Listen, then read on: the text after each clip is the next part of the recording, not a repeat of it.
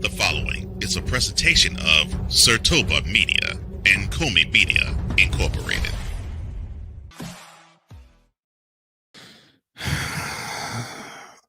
Will the Aaron Rodgers saga ever end? And which team is going to pick Travis Hunter in next week's NFL draft? That and a review of week 3 of the UFL and a preview of week 4 of the same league coming up. And it is Total Football Talk. It starts right now.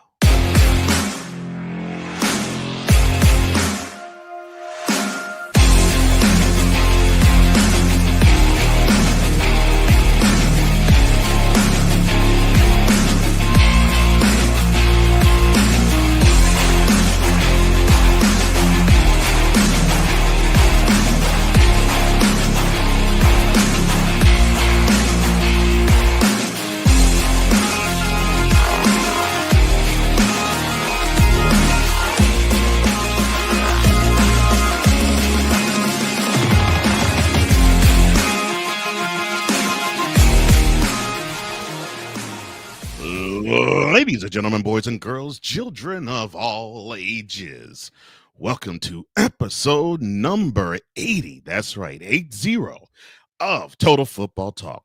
Hard-hitting news, grind, action, and fun, just the way you like it. Well, I am one of the co-hosts of this program, Cole Johnson, a.k.a. the Mad Scientist and the EP of all EPs. However, though, I am not alone in this venture. No. I am joined by the other co-host of this wonderful program. You may know him as Mr. Commander's Grading Report. You may know him as Mr. D. Will in the Evening. You also may know him as Mr. In or Out Sports Debate.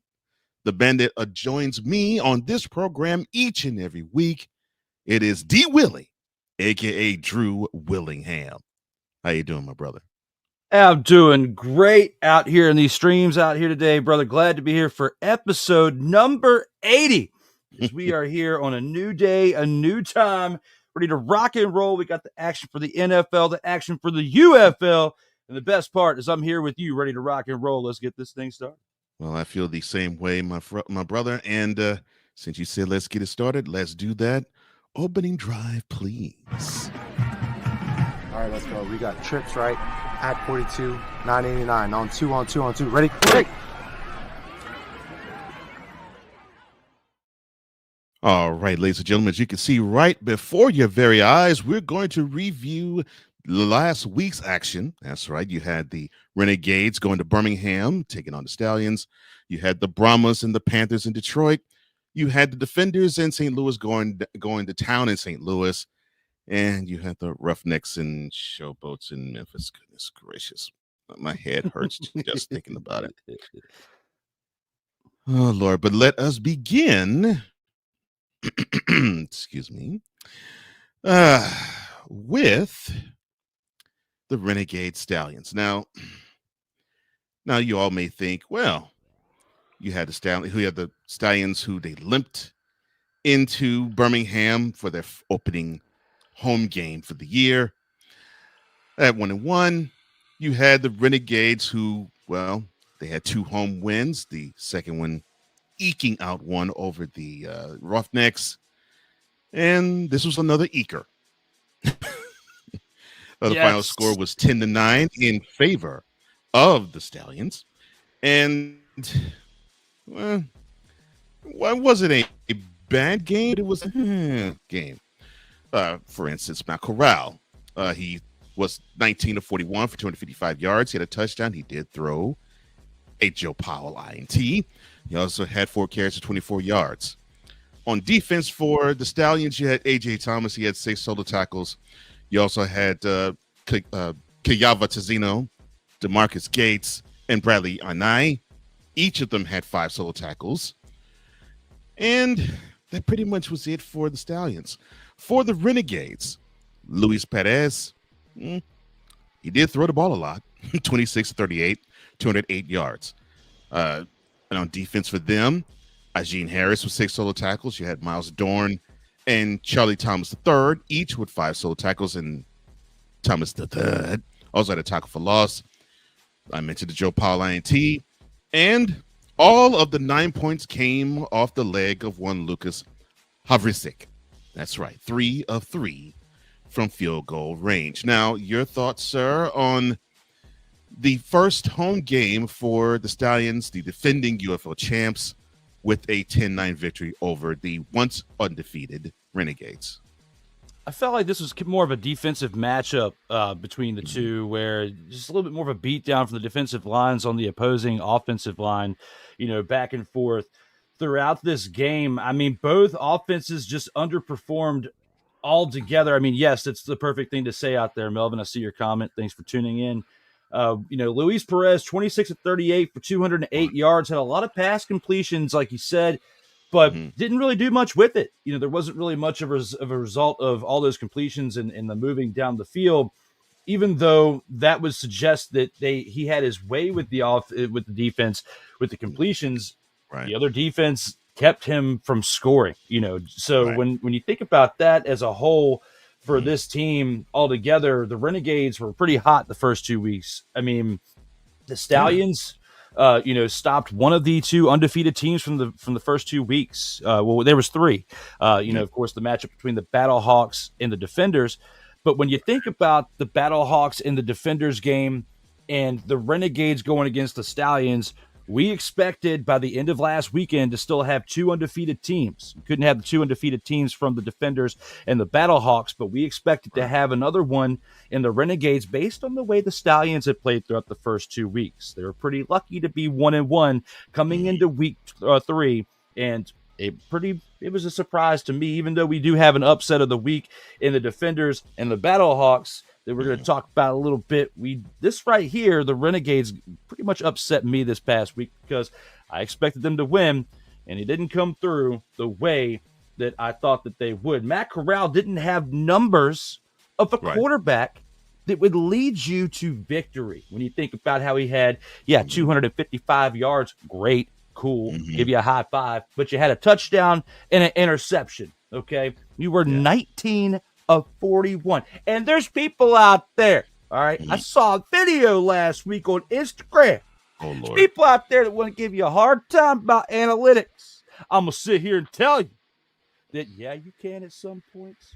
But when you look at the play and you break it down, the fact that you didn't complete half of your passes, less than half of your passes. You ran the ball around looking like a dumpster pelican 2 on 4 carries, okay? Oh. When you ran, it made my stomach hurt when I watched you run. Oh, wow. And I'm sitting there eating a snack, watching you on the field. Yes, I am the CFA, the chubby fat expletive, sitting on the couch watching said game. You know what that A stands for. I'm just being polite out here in these streams. CFA, not Chick-fil-A, chubby fat expletive. Okay, out here eating potato chips, watching the game, Cole Johnson. Okay, you know it, and I know it. And the way you're running around, you're scrambling around, you're making my stomach turn. It hurt. It made me feel some type of way, and not the some type of way I wanted to feel, okay? My gosh. And not the other some type of way that makes people act like snowflakes. It made me feel the type of way that my stomach was turning, okay? Oh, Stop running the ball, Matt Corral. That is not why you won the game. Now, back to the game. The reason why you won was your defense. Look at what A.J. Thomas, and you said his name beautifully. In the moment, I'm drawing a blank how you say his name. You know exactly what I'm talking about. What is his name with the 5 solo tackles? He did a great job. Oh, let me see. Talking about Kiava Ticino?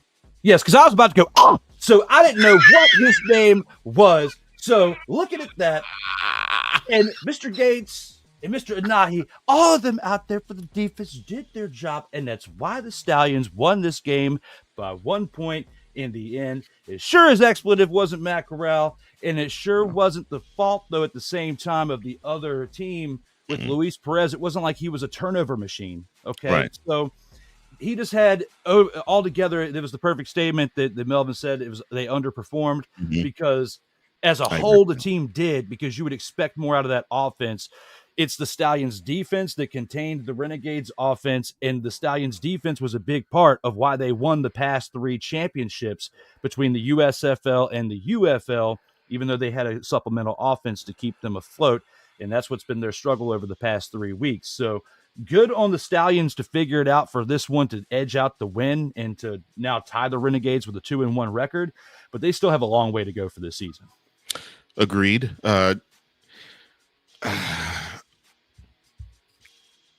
This could be the type, talking about Renegades, this could be the type of performance where if you don't know the pulse of your team, it could be taken one of two ways. It could be, okay, so you had the measuring stick game.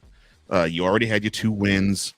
You go on the road, you play against the defending champs in their building, and you hung with them. Although you still took one of these. You still took one wonderful, spectacular, beautiful defensive posture.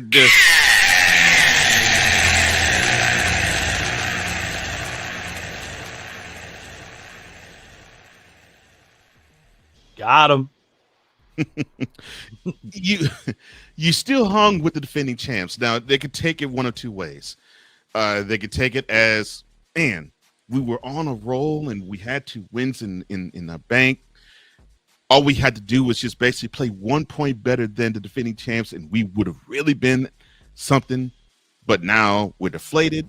Or they could take it as, we hung with the champs, although we took it on the chin. This might be still a springboard, and it may be a loss, but it might be one of those moral victories where if we do face them later on in the season, definitely if we face them in our building, I think we can get them. And if we face them in the playoffs, I think we can get them then. So it depends on how the Renegades think how this game is. For the Stallions, man, offensively, they need to get going. Defensively is basically where they're hanging their hat. And they would have won week 1 if it weren't for the offense being all but the defense is why the Stallions are hanging in there. But I think offensively, they have to get back to what they were doing best last year. I mean, they were explosive on the ground, and they even had some explosion in the air too, along with the fact that the defense was one where they would shut you all the way down. But this year, the defense is still one where you have to say they're championship caliber. The offense is not even close. And this game could have been an L for them, but it wasn't. But both teams are 2-1. The Renegades fall to 2-1. The Stallions, the defending champs of the UFL, they improve to 2-1.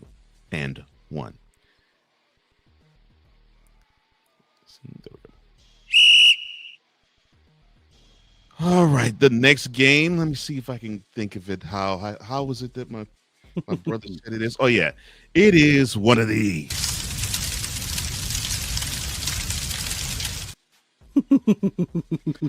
In unveiling the dumpster fire game of the week. That's right, the Roughnecks traveling from Houston all the way to Memphis to play the Showboats. And it was an ugly game. Although the final score wouldn't reflect it, the play most certainly did. The Roughnecks eked out an 18-17 victory over the Showboats. The game was not as entertaining as the final score would have you think. Anthony Brown started off things for the Roughnecks, 8 of 15 for 40 yards, 3 carries of 21 yards. Got lifted for Nolan Henderson, who was 10-11 for 80 yards and a touchdown. He also had 3 carries of 15. On defense for the Roughnecks, Marvin Moody was just tackling everything that was not nailed down. 7 solo tackles. He also had a tackle for loss. Leon O'Neal and Keenan Isaac helped themselves to E.J. Perry picks, each of them having interceptions. And Chris Blewett, 2 of 3 off his leg from the field goal variety. And speaking of which, for the Showboats, E.J. Perry, 13 of 20, 131 yards, a touchdown, and 2 interceptions. One to O'Neal and 1 to Isaac. He had a carry for 6 yards. On defense with them, Keaton Ellis had 6 solo tackles, and he had 2 tackles for losses. Now, your thoughts on this particular game, which, how am I going to put it? How did Jim Morrison put it? Oh, yeah. The Roughnecks broke on through to the other side. Beautiful. You know, when it comes to the field goal kicker, Chris Blewett, he sure did.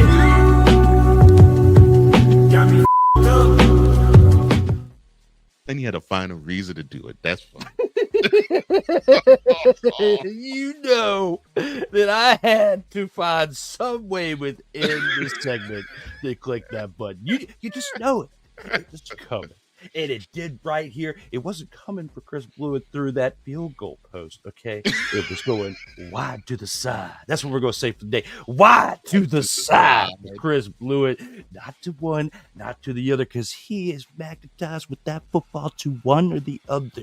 Blewett to the side. That's what he does. To the side. You. Oh my gosh. One of the reasons why your coach is no longer there. And we're going to talk about that here in a little bit. The coach who was part of a team that went to the Super Bowl. A coach that is trying to find his footing and get back into the game of coaching. And you blew it, Chris. Chris blew it. You did. So did good old E.J. Perry out here in the football field. You didn't get it done. And that is why the Memphis Showboats at this time are still defeated. What? Still defeated. What? They don't have a win. What? This was a dumpster fire. Oh, yes, it was. What? You know it, and I know it. You can't handle the truth. Come on now. You guys got to handle the truth. It's not that bad out here. Hell to the no, to the no, no, no, no. Hell no, no, to the no, no. Shake it up now. You guys want to hear a fucking story? The story is this. Ever since watching the Memphis Showboats be brought back to life, they have been absolutely terrible. You name a player from the Memphis Showboats that you know. You tell me off the top of your head that you don't know as a downright dumpster pelican. Oh, my brother, testify. Because right here and now, we are talking about a Memphis Showboats team that has been addicted to taking.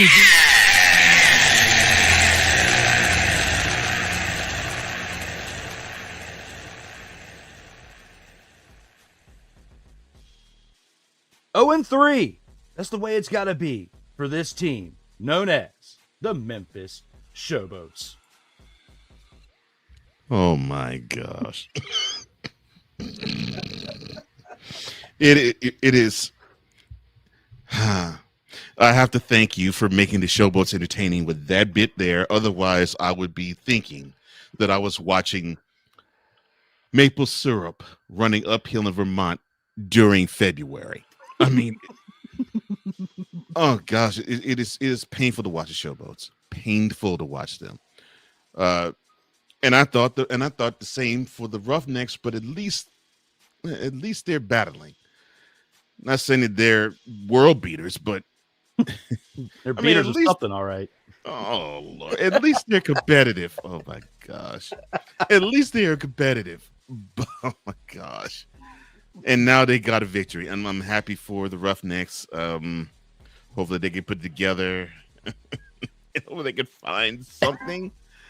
Because the quarterback position, that's going to be continuous problems for them. You can say the same for the Showboats because, well, E.J. Perry, he's reminding me of somebody, but I can't put my finger on it. But I'll talk about it a little later. Yes, but when it comes to the Showboats, they just need to Stop it. Get some help.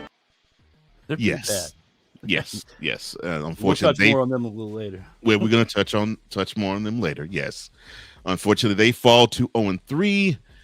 The Roughnecks, they fall from the defeateds or the winless, and now they have a victory of their own. So hopefully they can bounce from that and propel themselves further.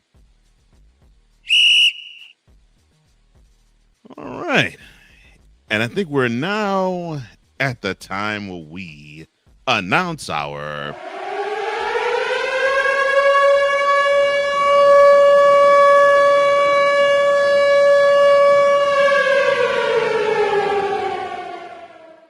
That's right, ladies and gentlemen. We are at the upset of the week, where the DC Defenders, they play 2 home games, so they decided to travel this past week to the Heartland. And they went to St. Louis to play the undefeated Battlehawks and the best home field advantage in the UFL. And unfortunately, that home field advantage did not matter. And why did it not matter? The Defenders just simply had their way with the Battlehawks 27-15. The game wasn't even that close. In fact, the Defenders basically yawned their way to this game, to this victory, and basically played with their food, while the Battlehawks simply did not have an answer at all for what the Defenders defensively threw at them. But even though you have this 27 points, Jordan Ta'amu, still uneven in the performance realm for quarterbacks. 17 of 37, 3 touchdowns, 2 INTs. He also had to carry for -3 yards. But Ty Scott, wide receiver, did his thing. 3 receptions, 85 yards, and 1 of those wonderful touchdowns. You had Andre Mintz on defense for the Defenders with 2 sacks, 2 tackles for losses, 2 fumble recoveries and 2 fumble forces, and a fumble recovery. You had Matt McCrane, who was 3 of 4 from field goal range. His long was from 50 yards. And then we get to the Battlehawks, Manny Wilkins. 16 of 29, 147 yards. He did have a touchdown, but he threw an interception to Sam Kiss, an interception to Michael Ojimiudia, and an interception to Willie Drew Jr. He was making it rain on the DC Defender secondary, but he also had 4 carries of 39 yards. Jacob Salas. Now, you would think that the running back would have some running totals. He only had 7 carries for a yard, but he did have a wonderful performance. He had 7 receptions for 91 yards in the air. On defense, he had some performance there. Nate Meaders, 5 solo tackles. Cameron Kelly, he did have a pick on Jordan Ta'amu. Chris Payton-Jones, he had the other pick of one Mr. Ta'amu. And not to be outdone, Rodrigo Blankenship, 3 of 3 from field goal range, the longest, I think, field goal of the year thus far, from 56. Mm-hmm. Your thoughts on this game? Look, the Defenders controlled this game from opening kick. What else can you say? Manny Wilkins looked like somebody who works in the kitchen, like a cook who was upset and stuck his hand in the pack of glizzies and threw them at his manager, because that's how he played. He was that bad. Cole Johnson just took his hand, put him in the pack of glizzies, and threw him in his manager's face. Like, that's how he played in this game. It was absolutely terrible. Delete! Pack of glizzies to the face, to the point. Let's get ready to rumble! And then what happens? You upset the defense of the DC Defenders. You do not smack a manager in the face with a pack of glizzies. It's not the right thing to do. It's not prudent. Don't smack somebody in the face with a pack of glizzies. So then what happens? Sam Kiss and Michael, I can't say his last name right now, Willie Drew, they all come together to intercept you not once, not twice, but 3 times. When you throw moonballs up in the air right to somebody and it's broad daylight and the lights beaming off the football and it's right there in their hands, you're gonna catch the mother father and you're gonna take it back for a few yards. And that's what happened. Willie Drew Jr. gets his first career interception, takes it back, happy for him. He's a local guy here as I'm on the East Coast in the state of Virginia. He's local here, happy for him doing what he did in that game. But the rest of them, when it comes to having the glizzies thrown in the manager's face, you got to do something about it. And that's what happened. Both teams came in here undefeated, 2-0. But when you insult the other team by smacking the manager in the face with a pack of glizzies, this is a metaphor. This is not realistic. This didn't happen, okay? This is what it looked like out on the field. Redemption for the glizzy smacker. And that's exactly what happened in my mind when watching this game. So, looking at this, DC on the road in St. Louis, and a packed stadium, by the way, because St. Louis, the best stadium of all in the UFL as far as attendance. By far. Yes, by far. As far as that, as far as the fans, the fan experience, that's why the UFL is hosting the championship game in St. Louis this year for 2025, and they announced it last week, which during the live stream that I did, one of the two that I did, I can't remember which one, was when they announced it, and I was able to discuss that live on the air, which was pretty cool. So, besides the quarterback playing bad, the only real bright spot we can really look at for the Battlehawks from this past weekend is the fact that Rodrigo Blankenship, one of the very few people who wear goggles in a sport, when you look at Kareem and you look at the others who did it before him, like, he's rocking those goggles and they're working because he can see 20/20 with those things. Went 3 of 3 for the day with a field goal of 56 yards, like Cole said, was the longest in the UFL for the season. So big for him for doing what he did, representing those out there with the goggles. Big for what the DC Defenders did, though, on the other side. When you look at the production from Ty Scott, 85 yards from just 3 receptions and a touchdown was big for the offense. But the big thing, too, I would say, is that Jordan Ta'amu got lucky with the amount of turnovers that he had, Cole, because looking at that, he had 20 incompletions on the day and threw 2 interceptions. Usually the type of numbers that he had as a quarterback on that day are a recipe for a disaster, and are usually a recipe for a big old, fat old, stinking nasty, no good old.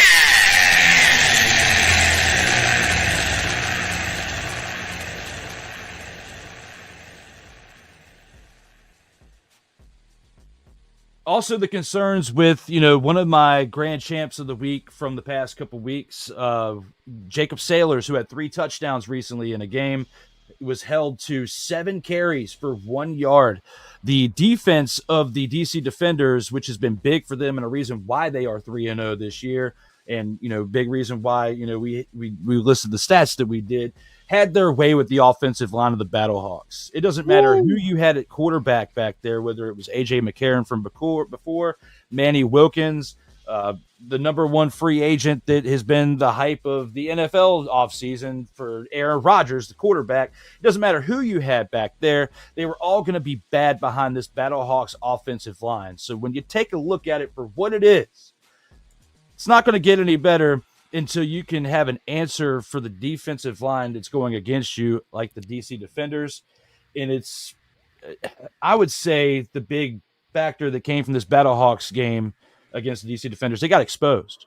And that's going to be a recipe that the rest of the league is going to go after for the rest of this year, which could hurt the Battlehawks' chances if they even make it to the playoffs, let alone with the winning record by the end of this 10-game season that each team has. So for a lot of things that I saw, big, great play by the offense of the DC Defenders. But it won't keep wins on the board for this team if Jordan Ta'amu keeps playing at the level that he did in this past week. And I don't even blame his 2 turnovers on the defense of the Battlehawks. That was quarterback play for his 2 turnovers. However, for Manny Wilkins, not only was it bad reads on his end, but it was great defensive play on the other side by the DC Defenders because of the pressure that they put on him. There wasn't as much pressure on Ta'amu as there was on Manny Wilkins in this game. So for that, the recipes are all right there for success for other teams to have against the Battlehawks for the rest of the year. but the defenders are going to be a problem as far as the defense going up against any offense, I think, for the remainder of this year, because none of the other 7 teams outside of the defenders, when it comes to their offenses going against their defenses, really, really scare me if I'm the defensive coordinator of the DC Defenders. And it's looking like a great year ahead for that defense, I just got to say.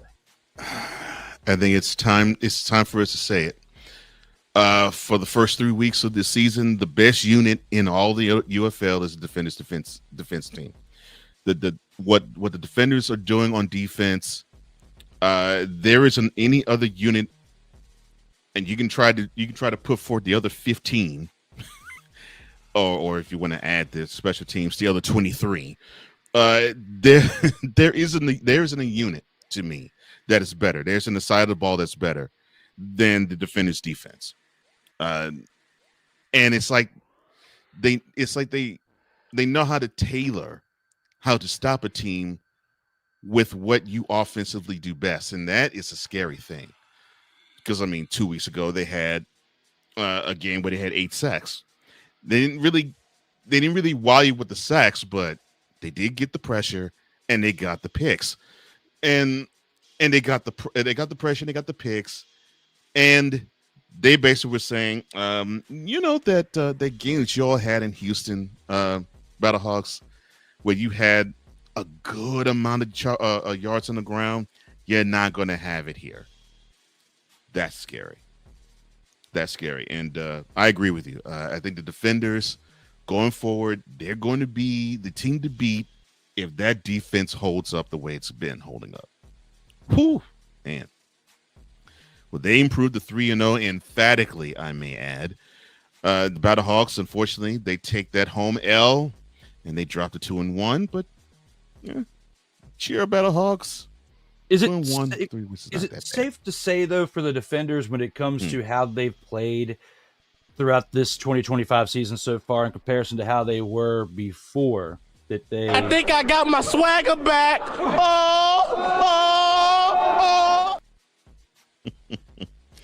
Oh, they got plenty of swagger.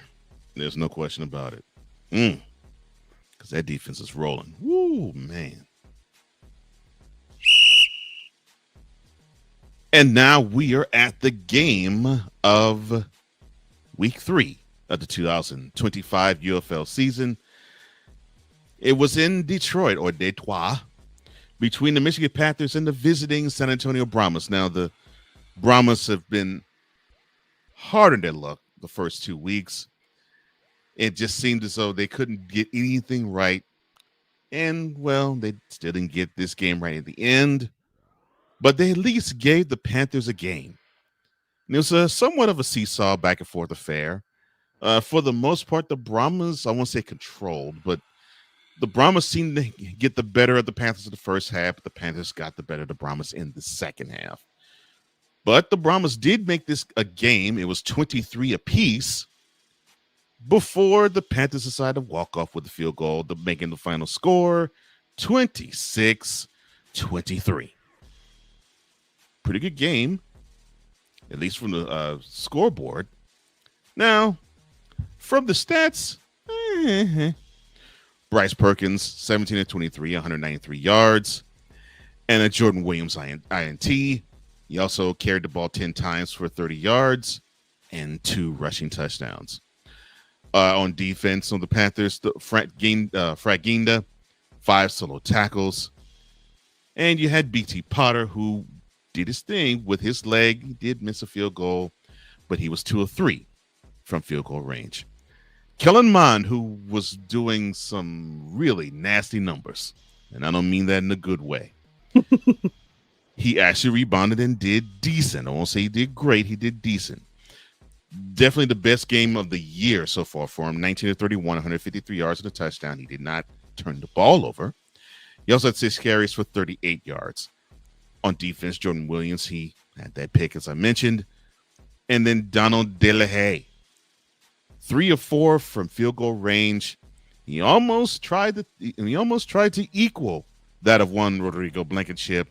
He was 1 yard short. His long was from 55. Your thoughts on the Panthers improving to 2-1, making it a game of it against the Brahmas.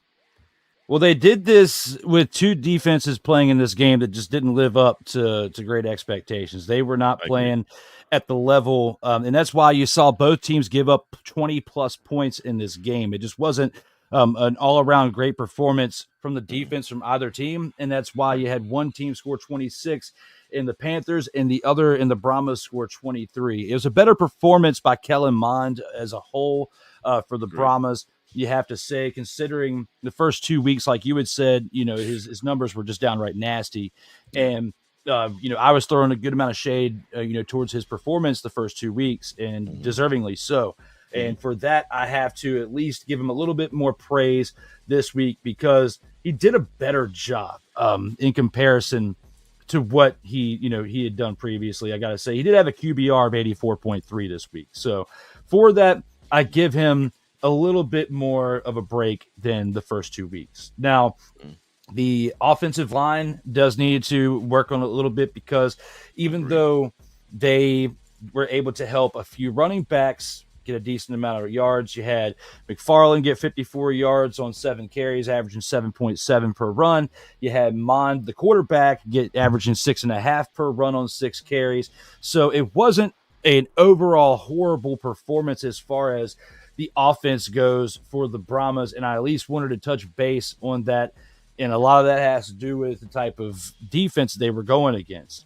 Wade Phillips has to keep this in the back of his mind right now as, you look at what just happened over there at Memphis, and, of course, we'll touch more about that here in a little bit, but you think about how things went there, he might not be far behind, and this is sad thinking about the fact that he just led a team to the UFL championship last year, representing the XFL conference. Okay. So when I put all that together, it's pretty sad when you think about the decorated career that Wade Phillips has had, as a head coach, as a defensive coordinator. He's got a Super Bowl ring with the Broncos from over a decade ago as a defensive coordinator. Like, he's put in his work and deserves to see the fruits of his labor, especially at the twilight of his career, because you can't imagine him being out there by the year 2030 on the sidelines coaching football.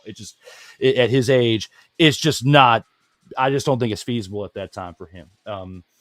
And, you got to think about quality of life and stuff. And right now, when you have a team that's 0-3, I guarantee you at this point, April 18th, going into week 4, he's thinking I can't coach a team that's winless for a 10-game season.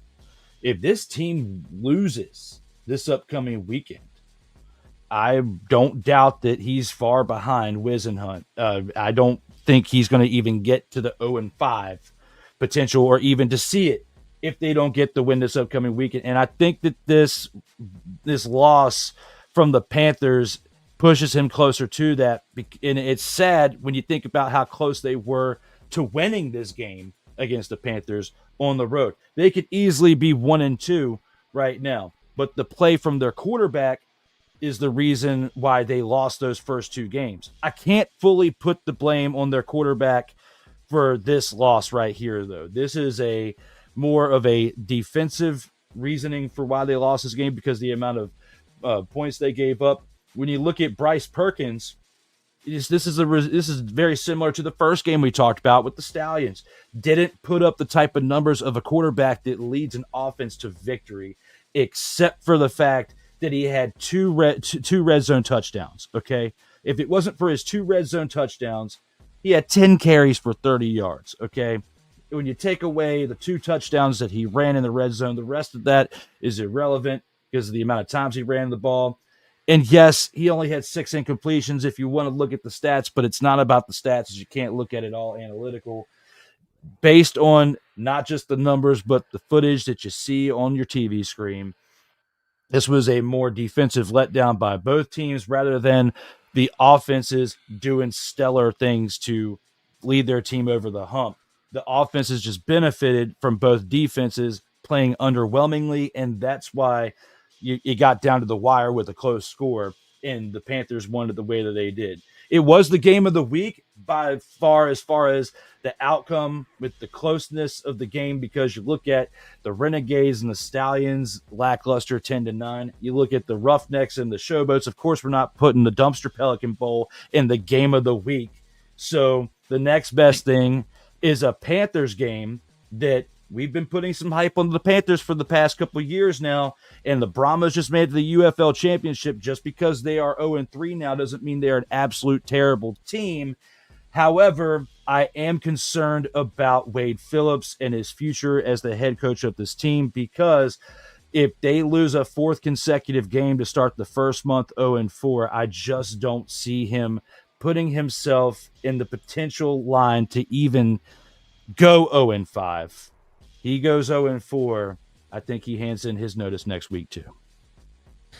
Yeah, I've been thinking about that too. And that's a thought process I really did not want to think early on in this season, to actually possibly see the literal end of the road for a wonderful defense coordinator and a tested, battled, and successful, at least in the UFL, head coach. Yeah, it's unfortunate, but yeah, we have come to that possibility. But yeah, I agree with you. Will we see Wade Phillips coaching in 2030? No, I don't think we are. I don't think we are either. So that means the Panthers, they improved to 2-1. The Brahmas, unfortunately, they fall to 0-3, as my wonderful partner said. And that concludes not just the game of the week, but it also concludes opening drive. And we shall return right after this. All right, let's go. We got trips, right? At 42, 989. On two. Ready? Break.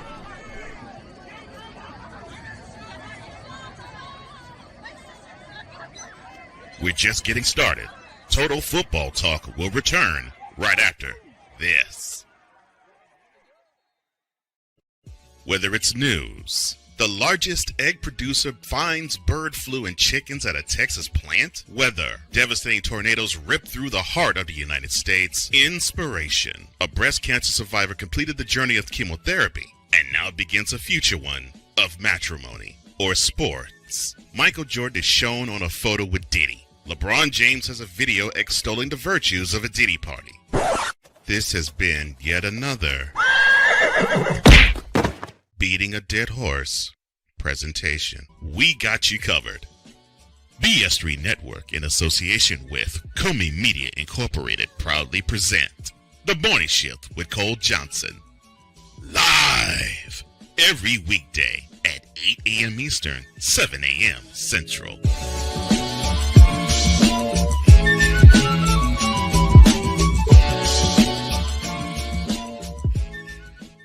Hey, Eagles fan, join my man Cool McCain and a host of others as they break down every single game, every single week in an objective manner, and also from a fan's perspective as well. Remember, this cast feels just like you. Nobody likes you. And you don't care. Fly, Eagles, fly. Eagles Elite Podcast, every Wednesday at 8:30 p.m. Eastern on YouTube and other podcast outlets.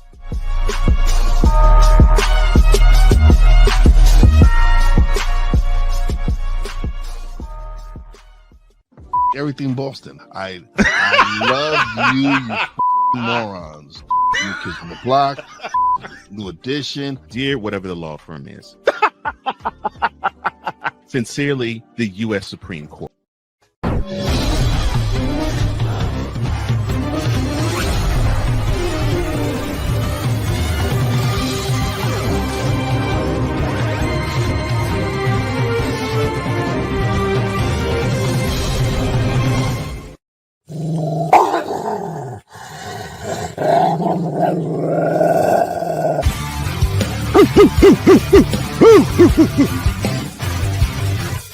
Where my dogs at?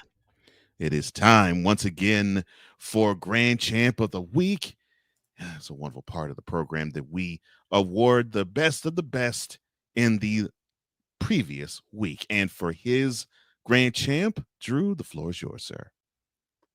Well, thank you, my brother. As we have some great champs that we have to talk about this week, and they both come from an impactful game that we just discussed moments ago. But I'm going to start off mine, someone from a great impactful defense, somebody who's pretty local to an HBCU college that I'm familiar with, and that is from Virginia State.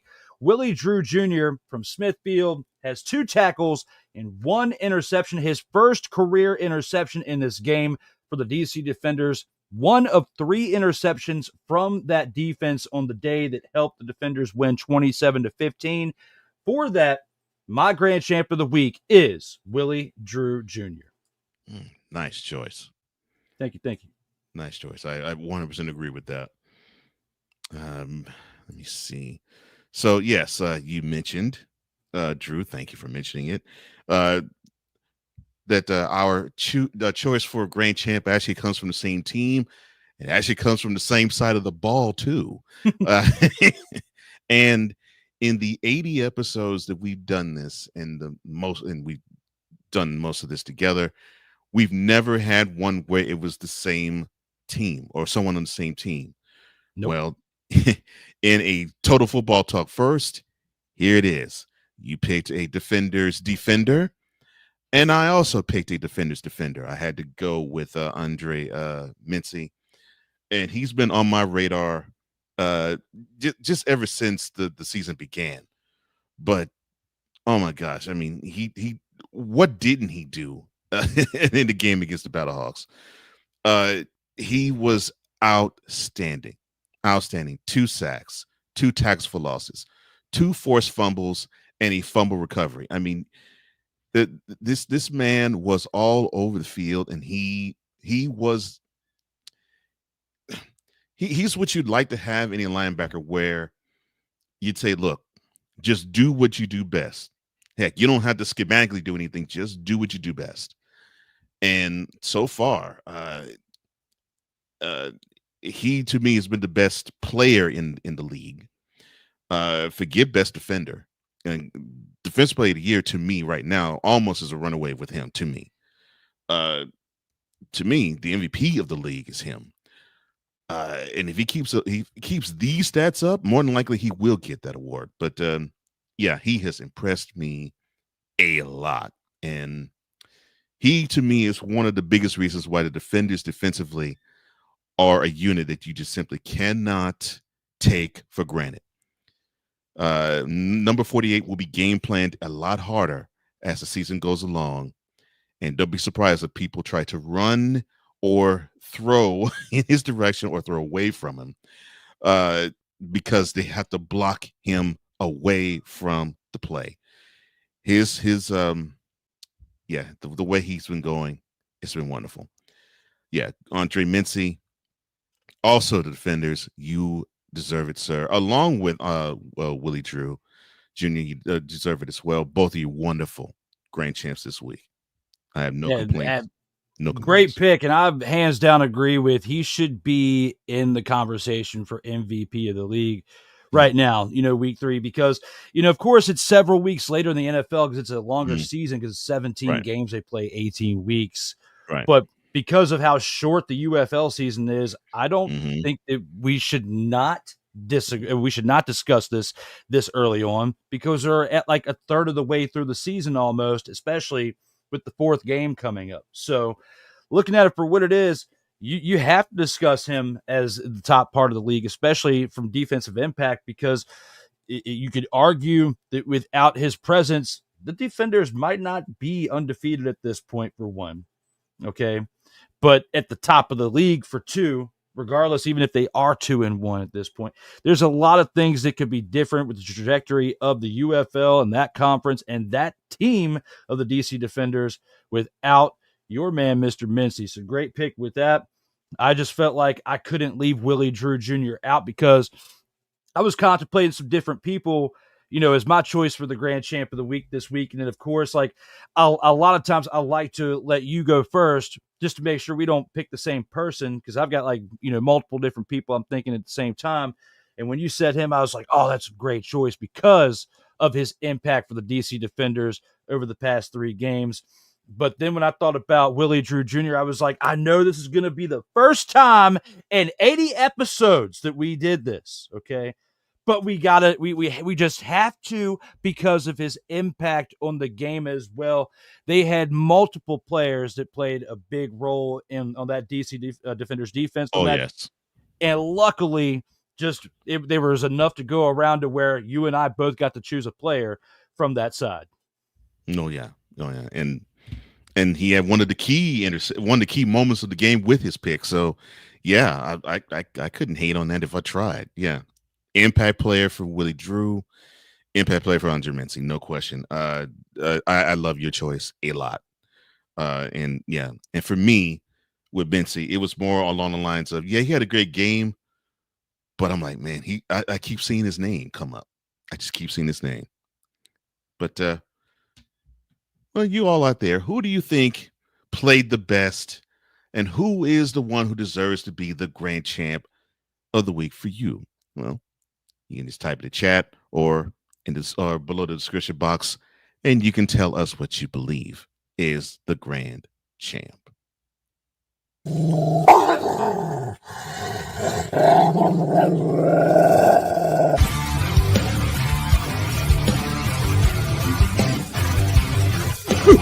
Oh, yeah. Well, welcome back to Total Football Talk with Drew Willingham. I'm Cole Johnson. Before we do continue onward, we definitely want to greet the folks who decided to regale us with their commentary, which actually has been relatively on point. Melvin, it's a great pleasure to see you again, and both of us agree with you about your comment about the Renegades. Yes, I believe they underperformed last week as well, and hopefully they can turn this around, because I loved how they defensively look, but that offense has to come up with them, and that offense has sort of tailed off after week 1, and hopefully they can fix that. Sick, what's up? Everything's good with us. I hope everything's good with you. He says, good morning, good afternoon, good evening, good night, good evening to you, sir. He joins us all the way from Norway. He says, hey, it looks like this Good Friday has simply gotten a whole lot better. Yes, for those that don't know, this is Holy Week. This is Good Friday. Easter or Resurrection Sunday is around the corner. So, but you know what else has been great about this week, Cole? It's so far from the start of the week to now, we haven't had to see this guy on TV. Okay. It's been great. Yes, it's been great. Unfortunately, we'll be seeing him tomorrow night. He says, yeah, this past week, but I agree with you. Yes, it's been great to not see or hear from him this past week. We have WrestleMania and UFL tomorrow, so there's no reason for us to even watch the man known as Okay. Thank the Lord for that. 6 said, yeah, this past weekend saw one game as Battle of the Winless, while another game was Battle of the Undefeated, which is true.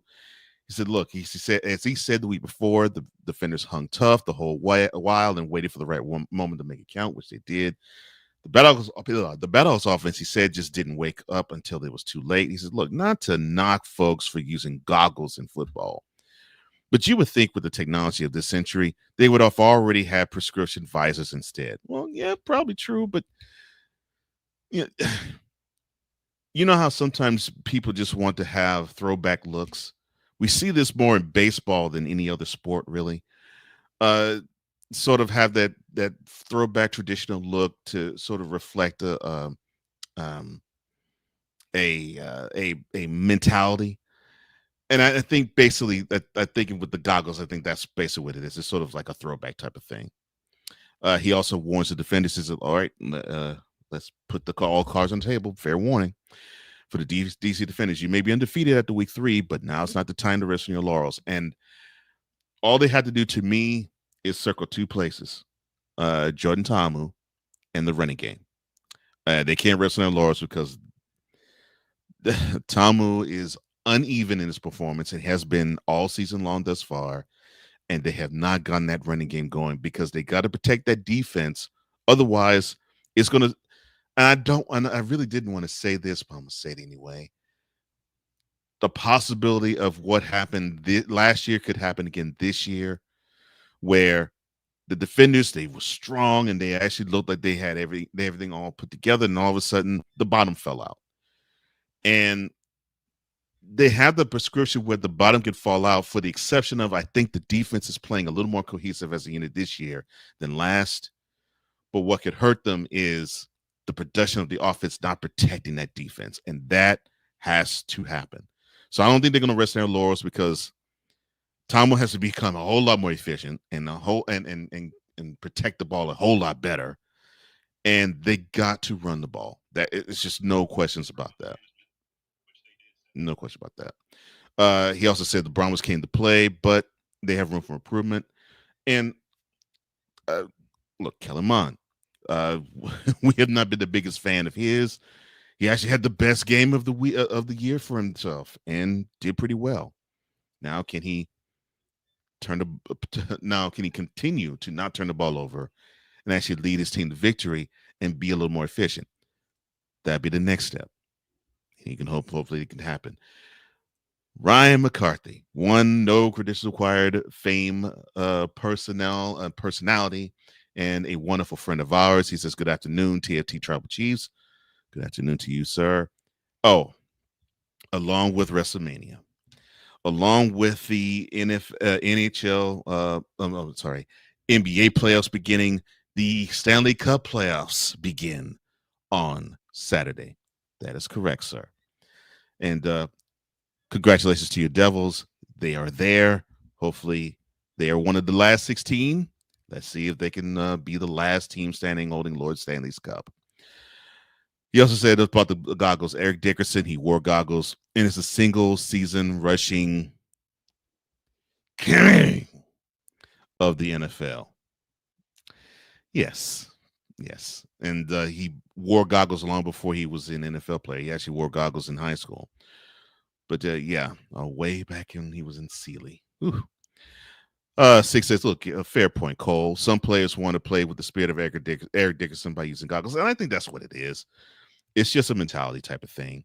I'm sure with Drew, he wants to. Well, no, Drew actually has something on his own person where it's a throwback. He has a tattoo that's dedicated to a bygone era. So yeah, we just have we have that. We have that feeling of, well, we want to have the tie into the past and bring that to us in our mentality to the present. And I think that's what those goggles are, and it's cool. It's cool. Oh, I'm sorry, I was just talking all throughout that. Your thoughts, sir? Oh, no, you're good. I was saying, and also due to strategic positioning of my camera, I'm also wearing a throwback jersey at this point, due to something I'll be saying in the post game as well. But you cannot see it due to strategic positioning of my chair and camera in said office. Now, right here now, when it comes to the great things that you said, I definitely agree wholeheartedly with all that. Definitely some great comments in here. With Mr. McCoffey joining us, definitely great as always to have him out here.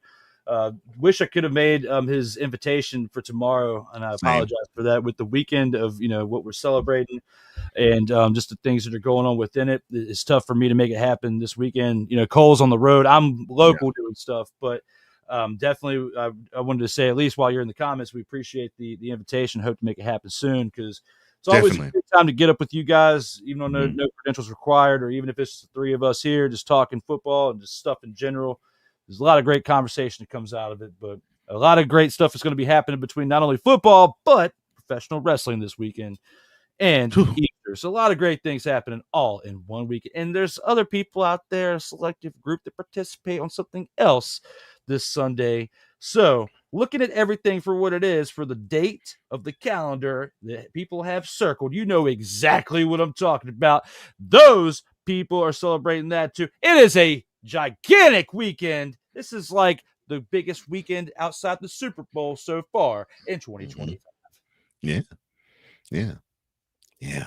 It's great time, great time to be a sports fan in general. Oh yeah. And oh, by the way, the NFL draft, that's next weekend. So great times ahead. Oh, but yeah, we were going to talk about more things. We'll talk about those more things right now.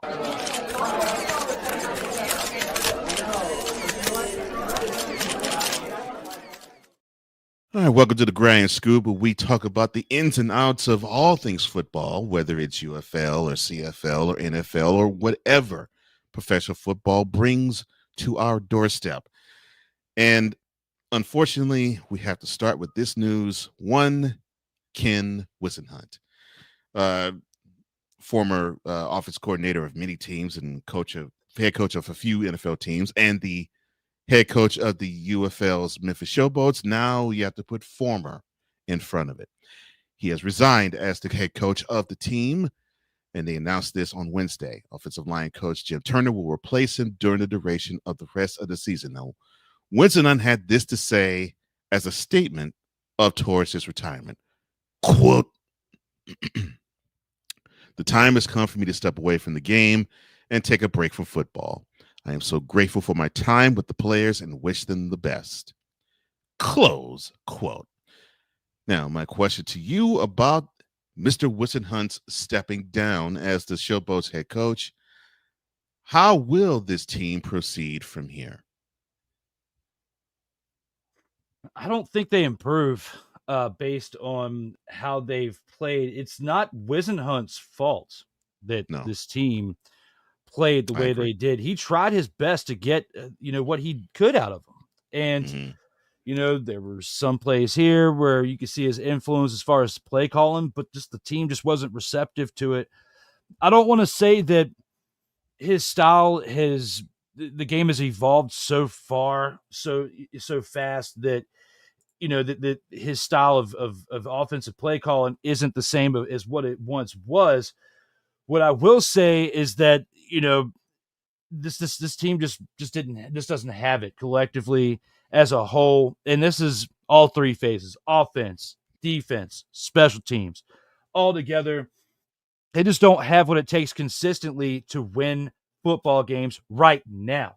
Now, can they in the future? Of course, with the right decision-making by a general manager, by the right culture set in place by the head coach, yes.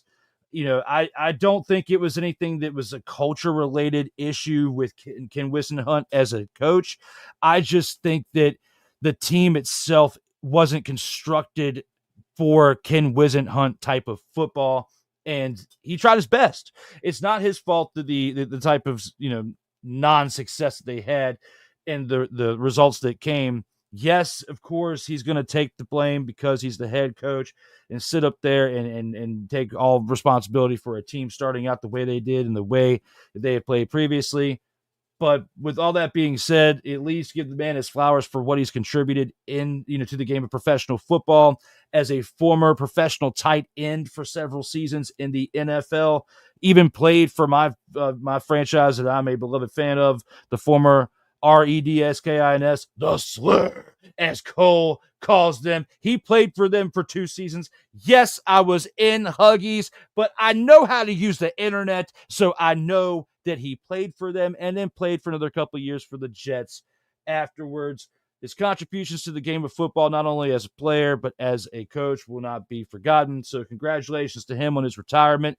It just sucks that he didn't get to have some type of success on the way out, at least to the stature of what Wade Phillips did like last year with leading a team to the championship game, at least to get that far. And for that, I feel bad for him, but for his contributions to the game of professional football, congratulations to him for a lengthy career. Yeah, unfortunately, I hate to say those types of things. In terms of, I guess you could say he's a professional football lifer, and you would like to see that continue. But yeah, I mean, he contributed to a lot of teams, like you said, both as a player and as a coach. And hopefully he can enjoy what he has put forth and his legacy he's happy about, and he can live with that. Well, now, what does this mean for the Showboats going forward? On my end, I agree with you. I don't think the team will improve all that much, and I don't think it was Whisenhunt who made them bad in the first place. Normally, you're dealt bad hands, and unfortunately, that was the case. He was dealt a bad hand. He tried the best he could, and unfortunately, it just wasn't. It just could not happen for him, and it couldn't happen for the team. And well, hopefully they grow, and hopefully he grows and enjoys life. That's really all you can say about that. Now, from a person who is retired to a person that we all pray, I pray actually does retire.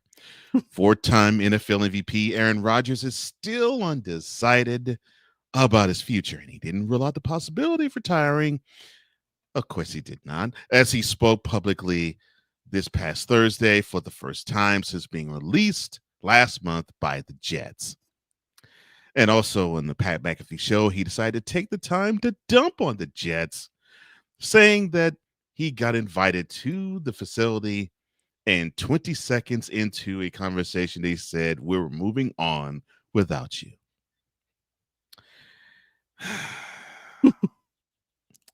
Ron. That makes me smile, but I'm sorry. Professional call. Woosah. Now, he did say on the Pat McAfee show about all of that, quote, "I wasn't stringing anyone along. I wasn't holding anyone hostage. I was honest from the jump about where I was at mentally and some of the constraints I have in my life right now that warrants my attention. I'm open to anything and attached to nothing.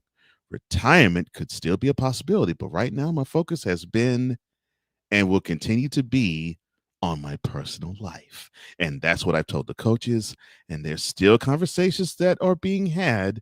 It's all been very honest lines of communications. Close quote. That was a lie.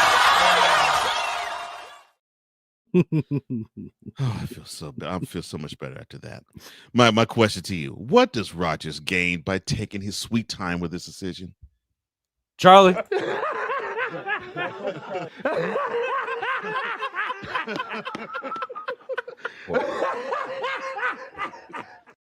About as much as that laughter he gains, Cole Johnson, because there is not much he is going to gain when it comes to the franchise of the Pittsburgh Steelers right now. They're feeling it.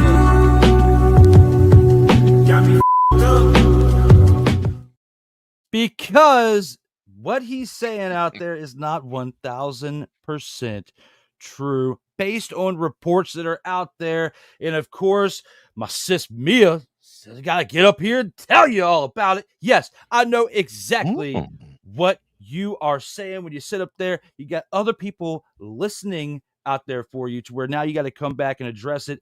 Perfect timing, by the way, day before Pat McAfee is on WrestleMania territory, actually hosting his show live today. So that was great timing for him to show up with that. Now, what I will say is this. There are frustrated Pittsburgh Steelers fans out there that really want to know who their quarterback is going to be next year.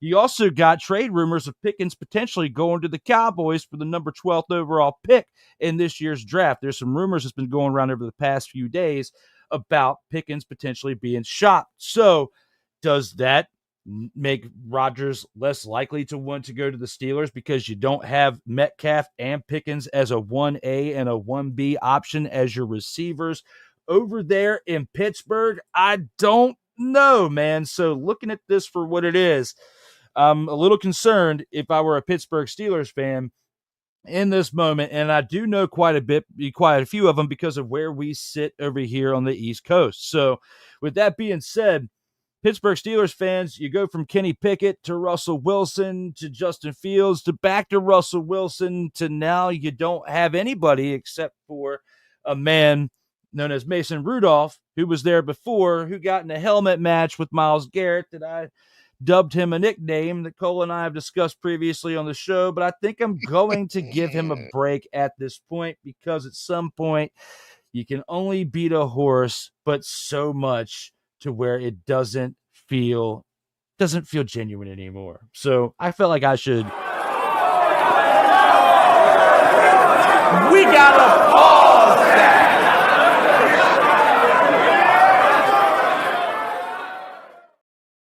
Oh, is that a total Surprise, motherfucker. Happy Friday, ladies and gentlemen. Boys awake. Lord. Now, sometimes, of course, we're going to.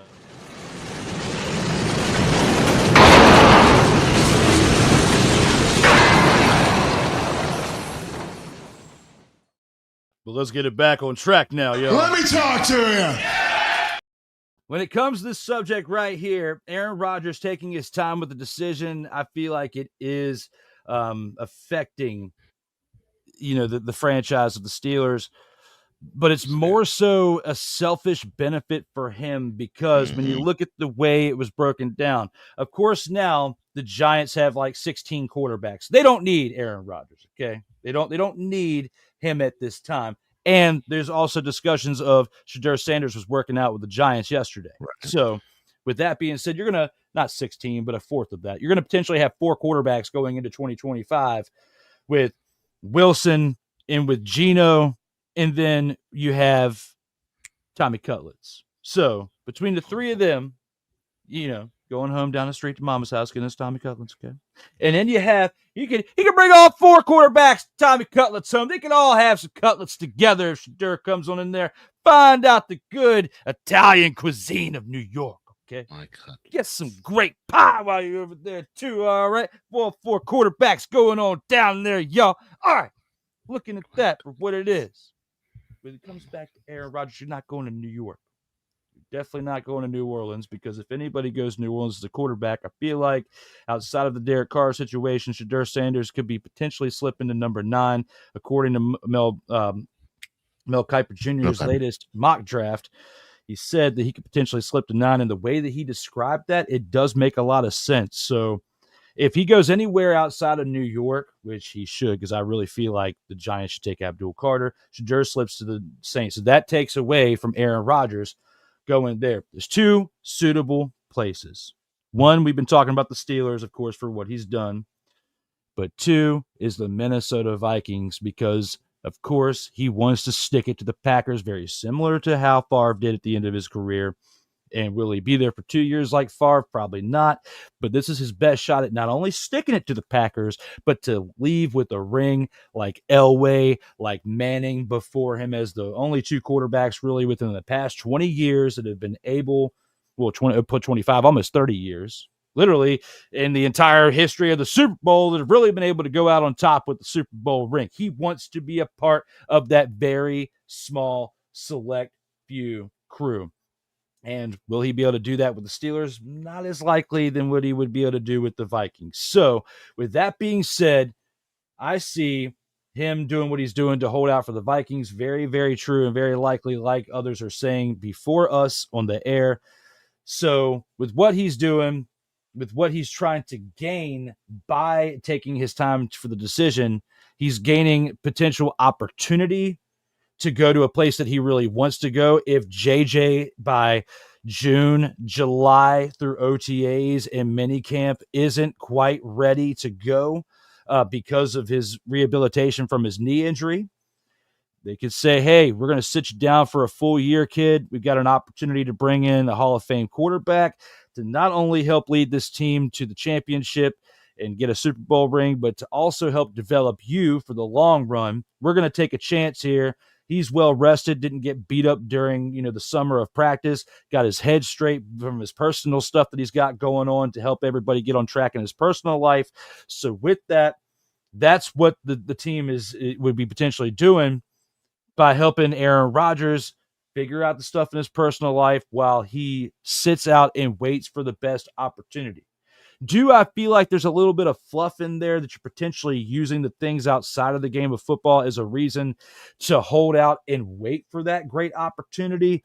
Yes. Can I prove it? No. But I don't want to say that while throwing shade at somebody, because if I was in the position of Aaron Rodgers, I think that I probably would do the same thing too, because the way the Jets situation went was an absolute dumpster fire, Cole. You know it. 100%. It absolutely was. So not saying that going to Pittsburgh would be a dumpster fire, but you saw the way the media circus was with Pittsburgh last year because the 2 quarterbacks. You saw how the pressure that's been on Mike Tomlin for multiple years because you haven't advanced past the first round in quite some time of the playoffs when you've made. Yes, you finished with 500 or better records, and you still haven't had a losing record in the entirety of your time with the franchise, which is appealing to many great players out there. But if you're Aaron Rodgers and you're looking at that situation, and you're looking at a Minnesota Vikings team that with Sam Darnold finished with the record that they did last year, and if it wasn't for the Lions, they would have been number one in their division. They would have been number one in the NFC, potentially. And on top of that, they would have had the first round bye, and they might have gone a little bit further. We might be talking something completely different about the Vikings today. Sam Darnold, J.J. McCarthy, all that. Aaron Rodgers, had that happened, had they won that final game of the year against the Lions, we would see something different today, I think. And all of that plays into the cards that Aaron Rodgers has. If you were him today, and if any of us were in that position, I think any of us would make the decisions that he's making at this time because, you're literally at the end of the road. It's either Super Bowl or bust if you choose a team for your legacy at this point, because this will be the second team you have gone to outside of your franchise. Great legacy tenured career with the great Green Bay Packers, okay? Despite the fact you only got one championship, you still had a great career in Green Bay, okay? So with all that being said, you got to give him his flowers for that. But if he goes to another team and has lackluster success like the New York Jets 10 year and 2 years, he will hurt his legacy, and that's probably also on his mind too. So I don't necessarily blame him for what he's doing because I do the same thing too. However, if I was a fan of the Pittsburgh Steelers or the Minnesota Vikings, I would be frustrated right now because there's a lot of things being thrown around out there, dirt sheets and this and that, and you just aren't 100% sure who your quarterback's going to be in 2025. I would be a little frustrated too, but for myself as a Commies fan and you as a Texans fan, we know who our quarterback's going to be. We know the overall foundation of what our team's going to look like for the most part. We just don't know what the decision making is going to be from play to play and how the game's going to go. But we know we are at least guaranteed to watch an interesting game. It's not going to be our team playing like an absolute bunch of dumpster Pelicans for the most part. But when you don't know who your franchise leader is in the moment, like the Steelers, and you're not, even though you're saying it's J.J. McCarthy, but you're not 1,000% dedicated yet because the rumblings of Aaron Rodgers, at some point, there's going to be frustrations that boil. And I'm seeing it out of more Steelers fans now than Minnesota Vikings fans. But give it July, give it August, Cole. They could be singing a different tune. Oh my goodness. We are now less than 2 weeks from May. Now, correct me if I'm wrong. Voluntary involuntaries normally start taking place in May. So you have that, and then probably just a little bit after Memorial Day, you have OTAs. So we're talking beginning of June there. This is the time normally when teams are wanting to buckle down and say, okay, we have a general direction as to where the team is going to go and what the team's going to look like come September. And now we're basically building toward that. And then let me start around May. It is a shame that that I really fault the Vikings to a degree here because they seem to soft shoe it. They said goodbye to Sam Darnold. He signed his deal with the Seahawks. But it's like, okay, which one is it? You're going to embrace J.J. McCarthy. I know he just came off of injury, but still, you're going to embrace J.J. McCarthy, or do you want that one and done shot with Aaron Rodgers? Which one is it? Because you can't have it both ways. You can probably convince yourself and say, well, it'd probably be good if McCarthy sat healthily behind Aaron Rodgers. But Not if you've actually told the chap back in March, well, we're going to hitch our wagon to you, and starting week 1 in the 2025 season, you're our starting quarterback. So he's preparing for this ever since March, but you come to May and it's like, on second thought, no, we had to get Aaron Rodgers here. This is one of those once in a lifetime opportunities. No, and You can't have your cake and eat it too. Right, and then the Steelers, they're like, we know Mason Rudolph is not the guy. He basically is the man sitting next to the man. He basically is a guy who holds a good clipboard. But the draft, okay, fine. We might strike out on Shedeur Sanders. We have a good defense. We probably can strike out with Aaron Rodgers 2025, and I probably could stand a better chance of actually doing something we haven't done in 9 years, and that's win a playoff game. Well, we have all our pieces in offense. That offensive line, it's not really conducive to a guy who's 42 years old. Pick a direction. Just pick a direction. And I think that's what I'm finding frustrating with this. And the more Aaron sits back and says, I'm so happy being me. I'm a wonderful person. Screw everything else. Everything else is secondary to me. You're screwing with other people and other teams, and you know it. And that is what's frustrating about this whole thing. This is not the first time you've done this drill. It's not even the second time you've done this drill. But should we be surprised? I mean, it's Aaron Rodgers. The dude is one of the most self-absorbed individuals in the history of the planet. Should we be surprised? I don't think so. Jeez. Now, from the past or possible past to the future. With 1 week until the NFL draft, it remains a little bit on the unclear side what position the two-way star Travis Hunter will be playing as a professional, and if he will play both sides at all. General manager of the Browns, Andrew Berry, he believes that Hunter is worth one of the top draft picks, even if he plays only one position, and compared him to, of all things, baseball star and Dodgers pitcher / hitter Shohei Ohtani to describe his value. Barry went on to say the following, quote, it's a little bit like Ohtani, where when he's playing one side, he's an outstanding player. If he's a pitcher, if he's a hitter, he's an outstanding player. You obviously have a unicorn if you use them both ways. Close quote. Well, unfortunately, Mr. Berry, you have another issue. Forget it. Forget it. I would, but I'm not going to do it. You have another issue where you have to balance something else, but I digress. My question to you, sir. Will NFL teams or the league's riggers force Travis Hunter to primarily play one position? I don't think so. It's a lot of wear and tear to put on a player's body. And in the NFL, the players are bigger and they're faster and they hit harder.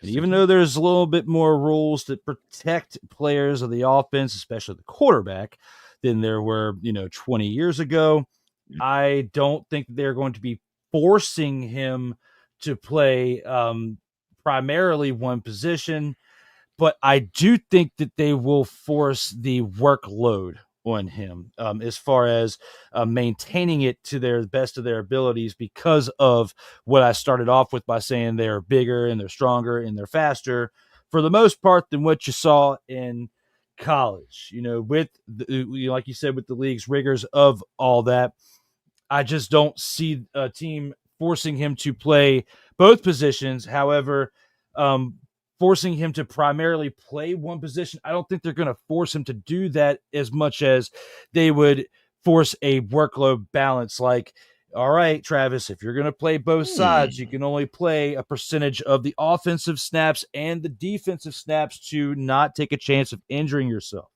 So, like purposeful downs, and like you won't be out there for all 4 downs or even let alone all 3, but you'll probably be out there for first down and then for third down plays, but you're going to sit in between on the second down. You're going to probably take a series off here if things didn't go as great as they should have been on the last one, so you can spend more time looking at the tablet with some plays. We go over some things with your offensive coordinator and or vice versa for defense. So also, depending on your performance of the day, if you're performing better on offense, then hey, we're going to scratch you from defense from the second half, and you're just going to primarily play offense, but we'll try it out for the first half or swap it for the second half based on the needs of the team. So I don't think they'll primarily force him to play one position.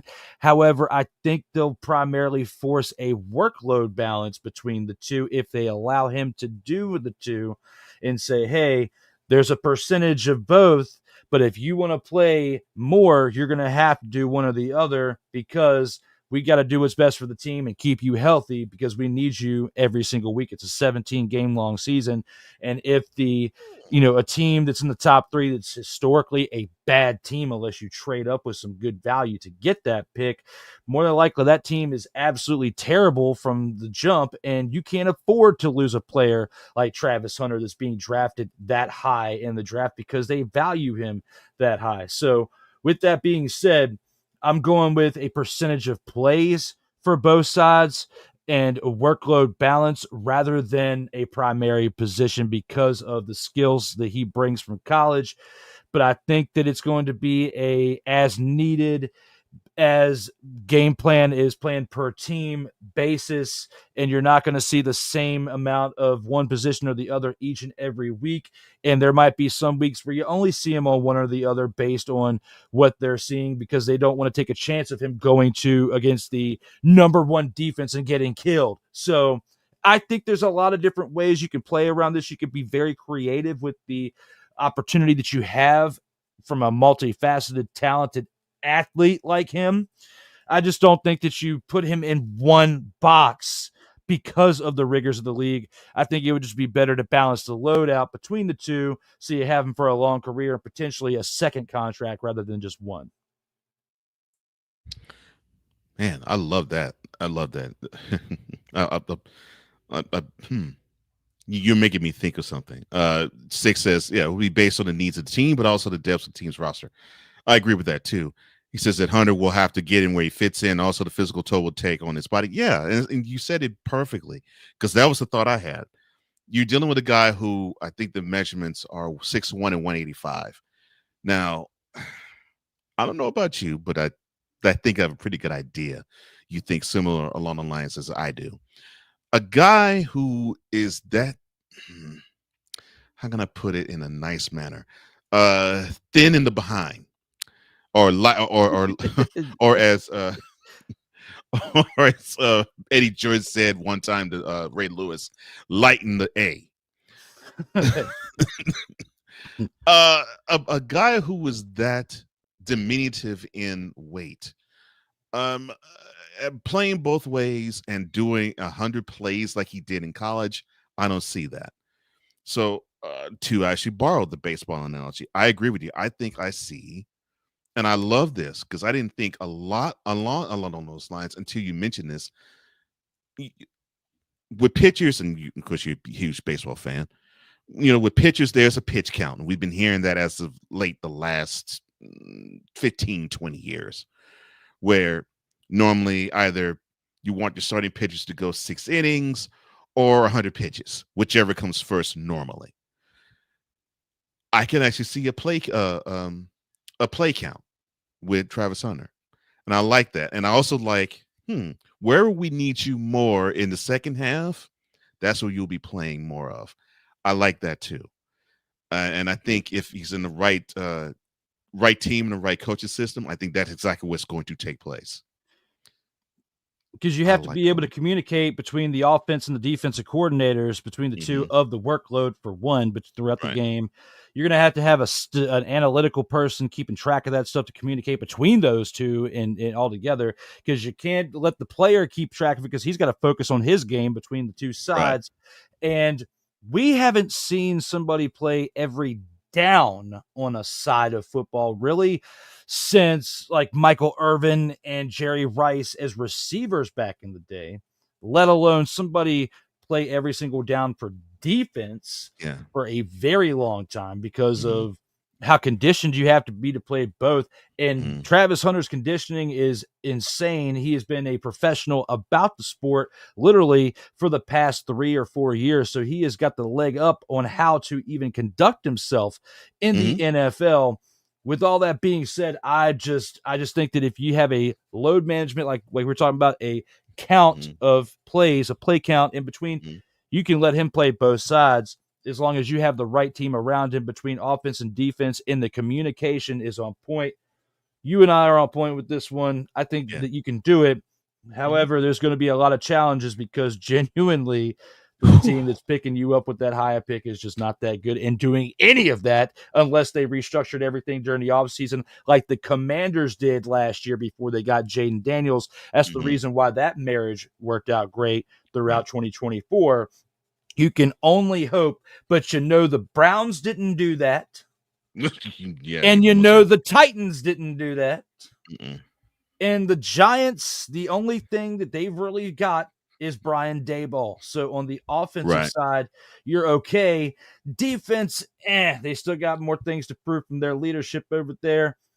Which is why I would just want them to take Abdul Carter and not even think about Travis Hunter. Even if he slips 3, I would rather Travis Hunter slip to 4 rather than be in the top 3. But hey, if they've worked on how to pick up the phone and how to text and how to send emails and communicate as a team over there in Cleveland or Tennessee, which you and I both know is not the case, then go for it. But I'm concerned about where they're going, but we'll find out more next week. We'll be able to discuss more into it by next Friday's.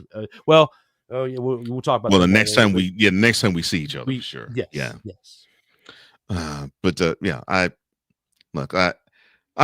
wish him well. And no matter where he plays, I wish him well because he has to love the sport, and like you said, he seems to actually have the mentality and the conditioning for it too.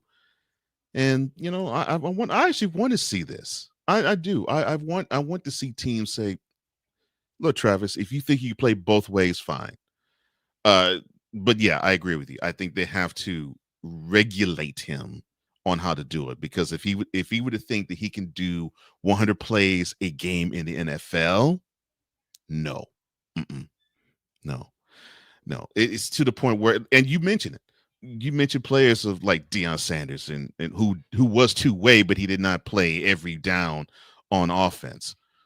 And Michael Irvin, who basically played every down, but it was on offense. We're seeing specialty players on one side of the ball. And the only guy who probably will be on the field all the time would be the starting quarterback. We've been seeing different running backs, different wide receivers, different tight ends, and sometimes with many teams, different offensive linemen rotate. And the same thing on the opposite side, different defensive linemen rotating. Different pass rushers, unless it's the stud pass rusher, like a TJ Watt, for example. You have linebackers that rotate in and out, unless you're a stud linebacker. You have secondary members who rotate in and out, unless you're a stud secondary member. But you're seeing a lot of specialty guys who they spell the starters. It'd be unheard of to have Hunter play that many downs, 100 downs in a game, like he did in college. No, I don't see that. But I wish him well. I hope he does well. And man, it'd be great to see it, though. It will be.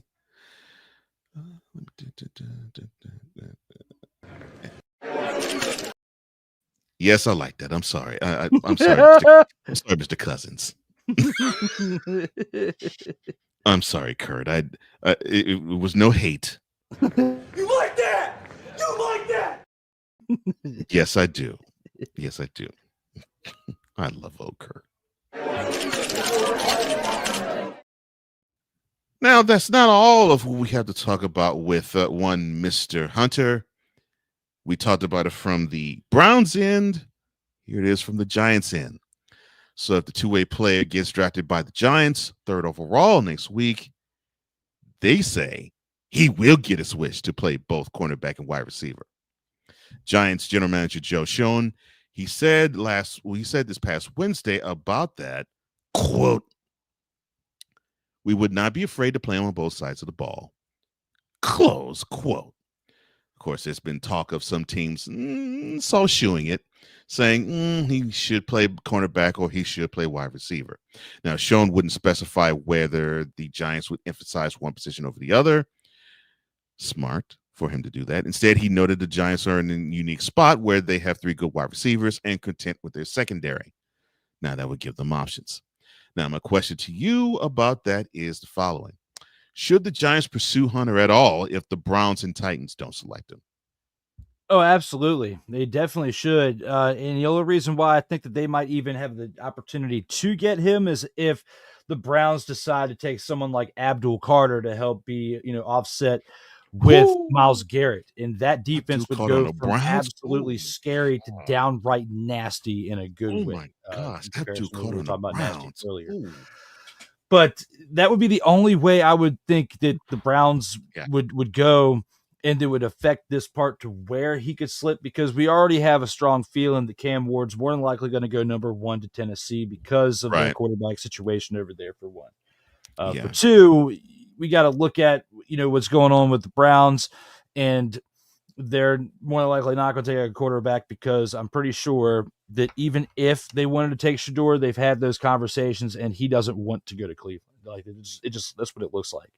So if you're not taking Travis Hunter because you're afraid that you're not going to be able to convince him to go one or the other, or have a good structural plan to be able to do what we discussed, in that past segment or the past discussion with this going to the Giants, if they do take Abdul Carter for the Browns and you slip here and you're Travis Hunter, and you would want to go to the Giants at this point, one, because of Brian Daboll's mind, out of the top 3 teams that are available, you will have the best recipe for success with Malik Neighbors, and potentially if Russell Wilson or Geno Smith can slide into that, slide in there and do their job. Not Geno, but, I said it earlier, but it's, I'm drawing a blank right now. Jameis. Oh, Jameis or, Wilson. Jameis or Russell Wilson. Or Russell Wilson or Tommy Cullins. Okay, it's probably not Tommy Cullins. But, No. you still have a decent opportunity over there to help out. But I think that more than likely, if you go to the Giants, he's going to play more defensively than he would offensively. And they would do something similar to what primetime was with the Cowboys, where, of course, he spends 75% of his time on defense, but he'll spend a few plays here and there on offense to help be a decoy or to help, Malik Neighbors be the decoy, so that way he can take a play to the house or whatever the case may be. But with the Giants pursuing Hunter, I feel like they should if the Browns or the Titans don't select him. I don't see the Titans taking Hunter number 1 overall. They'd be more than likely to trade back and get some value for the number 1 pick than they would to take Travis Hunter number 1 overall. And I just don't, unfortunately, with Abdul Carter there, I would draft Abdul Carter with the Browns over Travis Hunter. Heck yes. Because of, even though, he's got the things off the field, it could, affect him to slip. I would take him.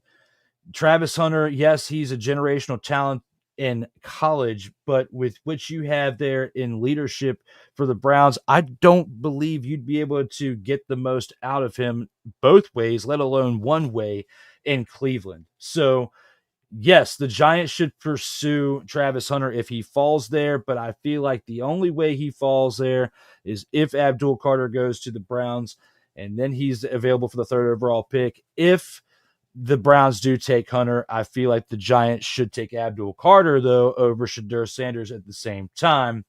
because of the talent that Abdul Carter is and could bring to that edge position. So, with that being said, the only way Travis Hunter falls to the Giants is if Carter goes to, in my opinion. And that's just how I feel about this question. It was definitely a great question on both of them from you. Thank you, sir. And I was just imagining what you were saying.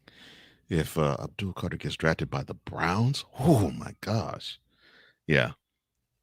Oh, that would they might vault to the most definitely the most menacing defense, or at least the most skilled for sure defense in the AFC North, and not the AFC. Oh my gosh, ooh.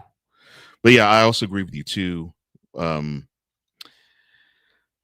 Yes, won't Levis. I mean, Will Levis. He's not the guy for the Titans, and I think they do have their eyes on Cam Ward. Oh, and Sick. I can tell you right now, I've had conversations with Wise. He likes Travis Hunter, but he wants Cam Ward so bad. He can't see straight. I don't think Cam Ward falls to 3. Though. I don't think he falls to 3 either. And I just get the feeling that if the Browns have the opportunity to draft between Carter and Ward, they actually might pick Ward. I would actually still say they should pick Carter, in my opinion. But Hunter, though, if the Giants are going to do like what the Joe Schoen said they're going to do, I think I like Travis being in New York. If that is how it's going to be, I like that. And yes, I'm with you too. Brian Daboll, the offensive mind is bright. The defense, they got talent. They have to shore up the coaching from there. But I agree with you. I think the Giants out the 3, out the Titans, the Browns, or the Giants, whoever might pick him early. Yeah, I would be Travis Hunter and praying that he slides to 3.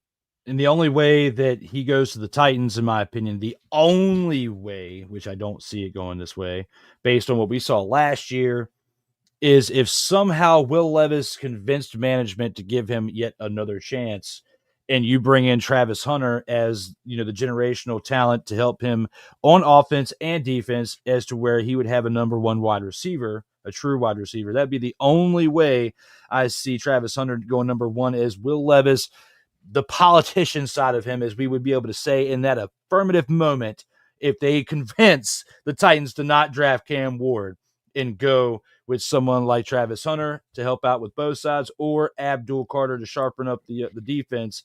I don't think that Abdul Carter goes 1. But if they selected like Travis Hunter, that's the only way I see that being a possibility, is if Will Levis convinced management.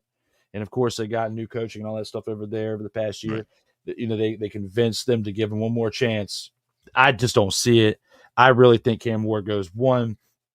And if Hunter doesn't go 2, it's Carter. And then we see Hunter number 3 to the Giants. That's just how I feel if we don't see him go to the Browns. So we have Brian Callahan, who he got a chance to mold Joe Burrow when he was in Cincinnati as offensive coordinator. Now he has the opportunity to get his own quarterback. All signs are pointing Will Levis is not going to be the guy, unless, and I agree with him, his political game is on 10, and on a rating scale of 1 to 10. Yeah, if it's on 10, then I could see it. Outside of that, I think Cam Ward will be a Titan, and it won't be Travis Hunter. But I like that scenario too. If Levis convinces the brass that he's the guy, then they're gonna go with Hunter, and they're gonna probably say, "Yeah, here's our number 1 wide receiver." Now, Will, you have no excuses. I could see them doing that too.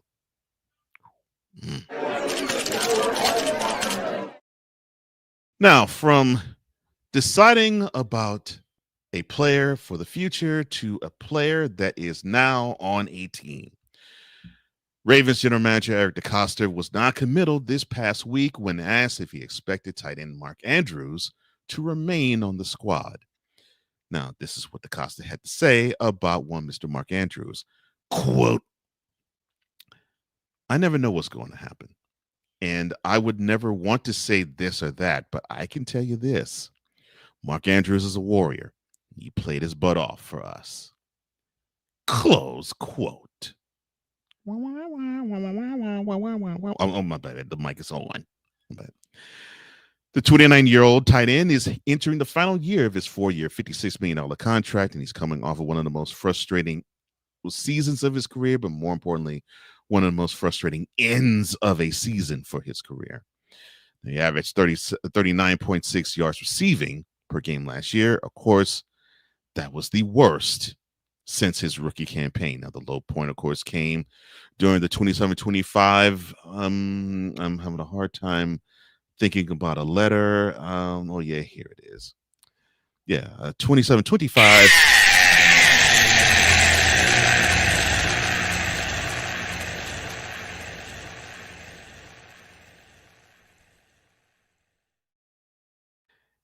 In the divisional round in Western New York, where he dropped a 2-point conversion, which would have tied the game with about 90 seconds remaining.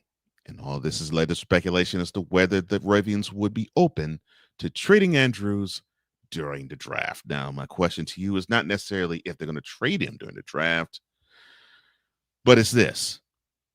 Is the Ravens' hesitancy related to his tenure with the team, since he's been there since 2018, and they figure he might be long in the tooth, or is it due to Isaiah Likely's emergence?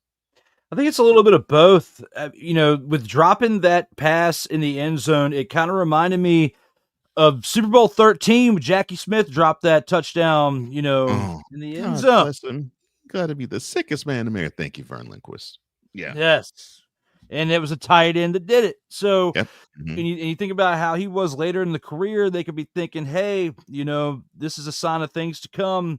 And especially on the biggest stage that we needed him to perform on, he couldn't quite catch the ball to get that 2-point conversion to tie the game and to send it into overtime, to the point to a lot of people in their draft, well, their play in DraftKings or Fanatics or whatever, it did this to their books.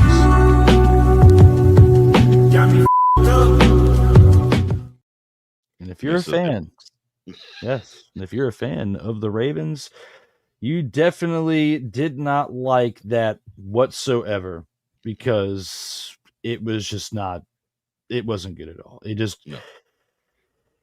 Delete!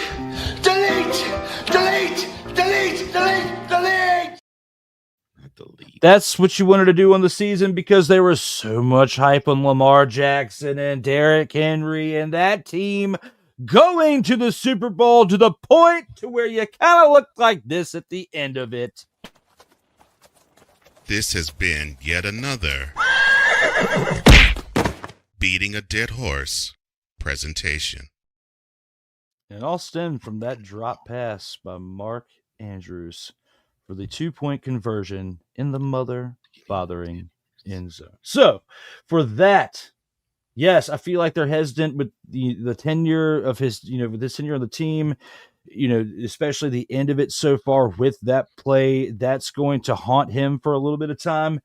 But Isaiah Likely definitely has emerged over the last couple seasons. He could be definitely the future of this team and maybe outshine what Mark Andrews has done. You look at, situations with other positions, like with the Chiefs, they had Alex Smith, and, a lot of people argued that they could have still got another good 4 or 5 years out of him, especially when you look at how quarterbacks are playing into their late 30s, early 40s, mid 40s in some cases, like Thomas Edward Patrick Brady II. Oh, Lord, got these allergies again. Goodness gracious. Oh, I'm sorry. Continue. Allergies. Oh, I was waiting for it. Oh, Lord. Oh, yeah. Yeah. Just Bless you. All right. Now. Thank you. Oh, okay, good. No more. Good. But with that being said, with other positions, like feeling like they can get more time out of somebody and making the move early enough to where it puts a player in another spot to where they can have success for a while, and then getting the most out of the person who's going to step up. Even though, unfortunately, with Alex Smith's situation, he got hurt. We know how that went. Yeah. Patrick Mahomes, multiple-time quarterback. There's a multiple-time Super Bowl winning quarterback. The Ravens might feel like at this point that at least position-wise, they make that move here, send Andrews somewhere else, and make Isaiah Likely the number 1 tight end, that they could do something with that team. However, a lot of successful teams have been able to utilize a 2 tight end offense. And, Mark Andrews dropping the ball in that spot was huge. I just don't think that they should define his entire tenure with the franchise, because he has made some huge plays and has come back from some hard injuries on his body to make a positive impact for this team. So, with where he's at in his career, with his age, he's not so far into his career that he's so old that you're not going to be able to get good, time out of him. He's only 29 years old. Okay. Yes, he will turn 30 in September, but look at Travis Kelce. He's in his mid-30s, still able to perform, not maybe at the level that he was in his late 20s consistently, but he's still doing things to help his team reach the Super Bowl like they did. Yes, they got absolutely demolished in that Super Bowl against a team that was stacked. But overall, when it comes to what the tight end position means to a team, it's very, very important because of what it can do to block, what it can do to receive, and even in some cases, you can even have him carry the ball and run in place. So, and have him play as a fullback. So a tight end position, because you don't have the fullback anymore, is very important, because it's kind of like the hybrid position. It catches. You can put it line up as a fullback, and it can run and it can block. It can do the best of all 3 phases on an offense outside of the quarterback position. So the tight end position is very important. Yes, he's 29. He's taking a beating, but I feel like you still stick with him for another 2 or 3 years. This team is destined to win a Super Bowl within that time frame if they all stay healthy and they stay committed to winning. And if they keep the culture right within that locker room, I feel like they have a recipe for success at some point. You stick with Andrews, I think you'll be okay with not only him and Likely. But if it's a money thing, if it's a you move him to get more capital to move around the team, I understand that too. But right now, I just don't feel like you toss him aside because he dropped 1 pass in a big game. And that's what I'm hoping they're not doing. And when I saw this, I was like, man, I hope it's not just that 1 drop, but how I heard many Ravens fans actually assign him with that loss. And I'm thinking, man, I hope that talk has not filtered up into the Ravens brass where they're saying, well, have we come to the end of the road with Mark Andrews? He did have a not so great year. We had our moments in that divisional round game. But yeah, he was the ultimate reason why we didn't win. I hope they aren't thinking that way, because to me, if you really want my honest opinion about his role on the team, you have him. And if you did not have him, Lamar Jackson wouldn't even come close to even being an adequate passer in the pocket. Because I can't tell you, and you live closer to Baltimore than I do, and I know you've seen probably a whole lot more Ravens games than I have. I can't tell you how many times I've seen Mark Andrews bail out Lamar Jackson in the passing game, and that was up until this past year. So the development of Lamar Jackson has been because, to me, primarily, at least in the passing game, of Mark Andrews. And I would not want them to cut bait if I were a Ravens fan. I would not want them to cut bait with Mark Andrews. And I actually love the fact that I think they should go to a 2 tight end set. Because, yeah, Isaiah Likely, to me, he's become more and more of a fixture in that offense. And yes, he does things that Andrews doesn't do, but Andrews, on to flip it, he does things that Likely doesn't do either. And so I think that balance is perfect, and I think they can have them both. It's just a matter of if either one wants to break the bank with them. And we'll find that out, I think, when Likely's contract will be up. We might find it in because I'm thinking I don't think Andrews is going to ask for the whole bank to be given to him after next year. But I think Likely would. Not saying he's selfish, but he's playing this rookie deal. So he's want to have real money if he's contributing big time to a contending team. But yeah, I would not want the Ravens to cut bait with him. He is serviceable, and to me, I think he's too important for Lamar Jackson for them to cut bait and leave him. Yes, you've only got Likely for one more year under that rookie deal, and Mark Andrews is under a 4-year, $56 million deal that does go through 2025. So at the end of 2025, you have to make a decision at the end of this year which one you're going to keep, if not both. And 4 years, $56 million is what Andrews got for that contract. I don't think he's going to receive anything that high if he doesn't have a stellar year this year. But if he plays to Mark Andrews' level, and this team actually wins the Super Bowl this year, then the Ravens have some big decisions to make, because it'll more likely be because the entire team was healthy. You had great resolutions from not only the quarterback with Lamar Jackson, but Derrick Henry, and you've got the 2 tight ends. You're going to have to be shelling some money out, a good amount, at the end of 2025, no matter if it is the Super Bowl that you do seek and win at that point. But your pockets are going to be burning by the end of next season there, Baltimore Ravens general management. It's happening, whether you like it or not. Agreed. They're going to have a lot of juggling to do. Yeah, and now you mentioned that Isaiah, like, his rookie deal's up after next year. Oh yeah, yeah. They're gonna have. He gets $3.4 million for his final year of his 4-year deal, and it's a 4-year, $56 million deal for Mark Andrews is what he has. That is at the end of 2025. They're both unrestricted free agents in 2026. Oh, and they both UFAs. Oh man, yeah. They're gonna have a tough decision to make. Well, I pray that they don't throw the franchise tag on. Well, more often it would be thrown on Likely than it would Andrews. I hope it doesn't come to that. But you never know how this rolls. But I think that is it for the Gridiron Scoop.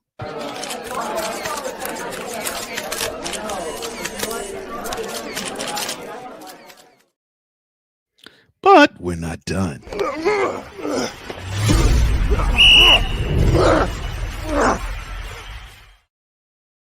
For the 2-minute drill, this is where we break down the upcoming games for the upcoming week.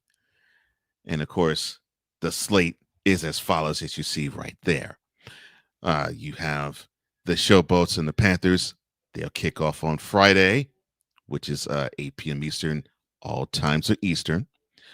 Fox will carry that game. On Saturday, you will have 2 games, not 1, 2, because you have Easter. The Stallions and the Roughnecks, that's going to be the night game or the evening game on Saturday. That will take place in Houston.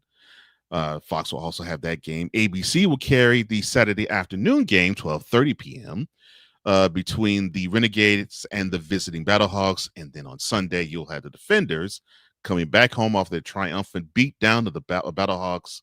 And that defense, as stingy as it is, will take on the Brahmas. That will be 3 p.m. on Fox Sunday. Now, I'll begin with the game on Friday. Now, we have the Showboats. They are 0-3. The Panthers, they are 2-1. Again, 8 p.m. If you're watching this on Friday, it will be tonight. If you're watching this in the future, this would already take place, of course.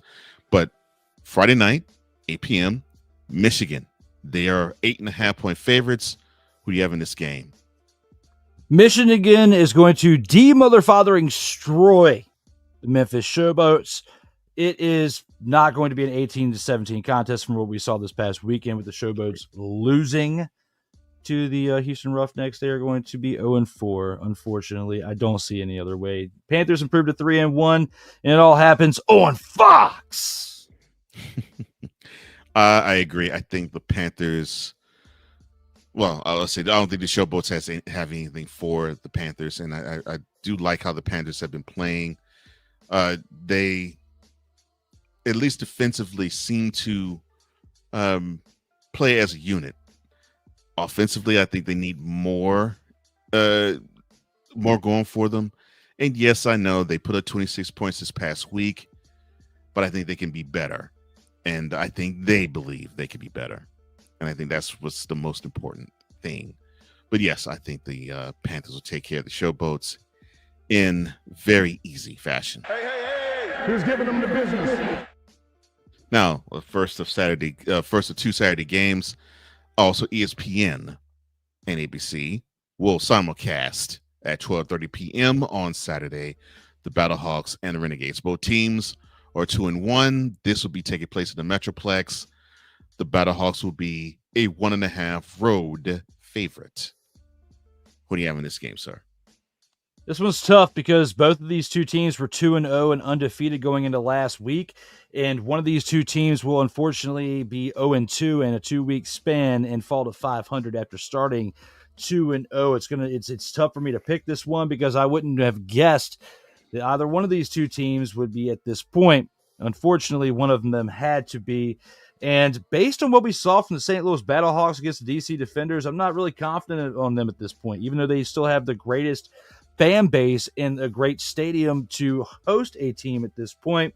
I'm just not that confident of this team going on the road in Arlington. I hope I'm wrong and I get to sit up here and have to drink a different kind of Kool-Aid next week. But right here and now, I'm going to drink the Arlington Renegades Kool-Aid. They improved to 3-1 at home, and the Battlehawks fall to 2-2. Unfortunately, based on the play of Manny Wilkins, I'm just not confident of that offense led by him rather than A.J. McCarron of the previous years for this team. I may have to go with you on that. Not necessarily for Manny Wilkins, although, yes, it's a precipitous drop-off from what A.J. McCarron brought to the team, without question. But to me, it's the use of Jacob Sailors not as a runner, but as a receiver. And yes, he is an important cog into that offensive wheel, but if you're not going to use it for the primary purpose that he is on this team for, that is a big problem. Now, the last time they visited Texas, they brought that running game, and that's what they would need to do to beat the Renegades. I don't think they have it in them. But I think that Renegades defense does. They have been playing pretty well all season long. Even in the L, they played wonderfully. But yeah, I don't think the Battlehawks has it in form. I think they'll fall to 2-2. I think the Renegades will improve to 3-1 and actually win as many games at home as their record actually will state. I think they'll have their third home victory. Hey, who's giving them the business? Now we travel from the Metroplex down to H-Town. Fox will carry the game, 7 p.m. The Roughnecks, bouncing buoyantly off of their victory over the Showboats in Memphis, they will take on the Stallions, who are 2-1, and they are happy with their eked out 10-9 victory over the Renegades. The Stallions are a 7.5 point road favorite. All right, who is your pick in this game, sir? If the Roughnecks win this game, the Stallions should be absolutely ashamed of themselves. I mean, they really should. And I think the only way the Roughnecks win this game is if the Stallions have Corral out there throwing interception after interception after interception in a very similar way that we were talking about Glizzy's being smacked in the face earlier from the Battlehawks Defenders game, okay? So when you put all that in perspective and you think about it, I'm going to go with the Stallions. There's no way they lose to the Roughnecks. And if they do, their season is absolutely over, Cole. It's over. It's over. if they lose this game to the Roughnecks. That's what I got to say, and that's my pick in this game. Yeah, I'm with you. I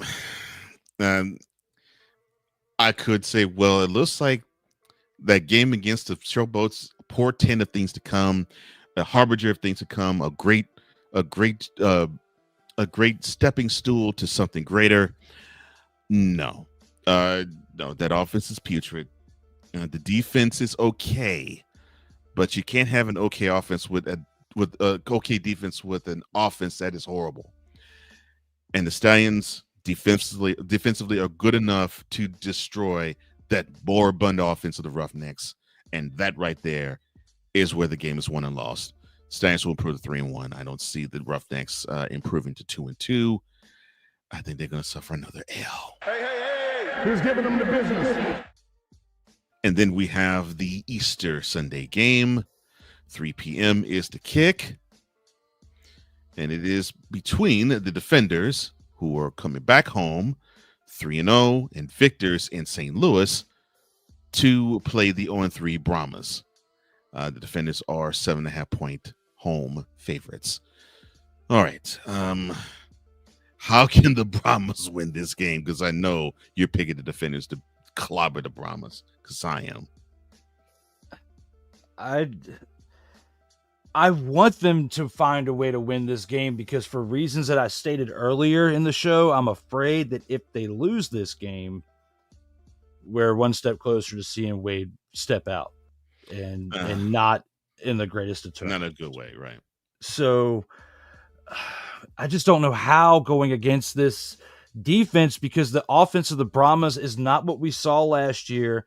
Even with multiple quarterbacks in and out of the offense due to injuries last year, we still saw some consistent play out of the running backs, out of the offensive line, out of the receivers, minus Tyrone Alizé McDummy. Okay. Even though with all that being said, thank the Lord. There's nothing that they've done that's impressed me offensively to counteract with their lackluster defensive play with what we saw last week against the Panthers. So I don't think that the Brahmas find a way to win this game. I think the Defenders win this game easily to go 4-0. Unfortunately, at home, it's their Easter present to themselves. And unfortunately, Wade Phillips, I feel like, is going to still celebrate Easter, but it's going to have a sour taste in his mouth from this. And the things that I brought up earlier in the show are really going to be heavily on his mind, thinking about the holiday, spending with family, what he's giving up to coach this franchise that would have a fourth consecutive loss if they do lose this game. I just think there's a lot that hangs on the line for this Brahmas franchise from leadership on down, and it all stems from if they can find a way to win this game or not. Unfortunately, my pick is that they suffer the loss to the Defenders. Yeah, and being as though I am a huge fan of, I've always been a huge fan of Wade. And of course, I've always been a huge fan of his father, Bum, and I've always enjoyed calling him Bum's son. So I have an affinity for him. I have an affection for him and his father. To basically see an end of another era coming soon, yeah, it personally sucks. And his legacy will be seen, and his presence will be felt when it's gone. I'm with you. I just don't want that presence to be gone now. And I would love to say, I think the Brahmas can actually pull off the biggest upset thus far in the UFL season. I just don't think with that Defenders defense it could happen. The only way I could see it happening is if they just make Jordan Ta'amu a turnover machine. That's the only way I can see it happening. Otherwise, the way that Defenders defense is rolling, or sorry, let me say it this way, the way the youngins say it now, the way the Defenders defense is set up, I just don't see it. I would love to see an upset, but no. Just like we were glad that we did not see. Okay. This week, we're not going to see the Brahmas win on Sunday. I wish I could say otherwise. But that is all for the 2-minute drill.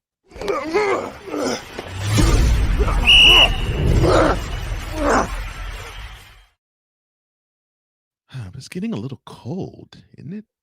Yeah.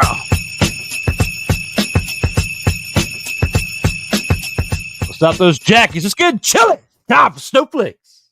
Yes. Yes. I know we're well into spring, but snowflake of the week is here. And like Prince said, sometimes it snows in April.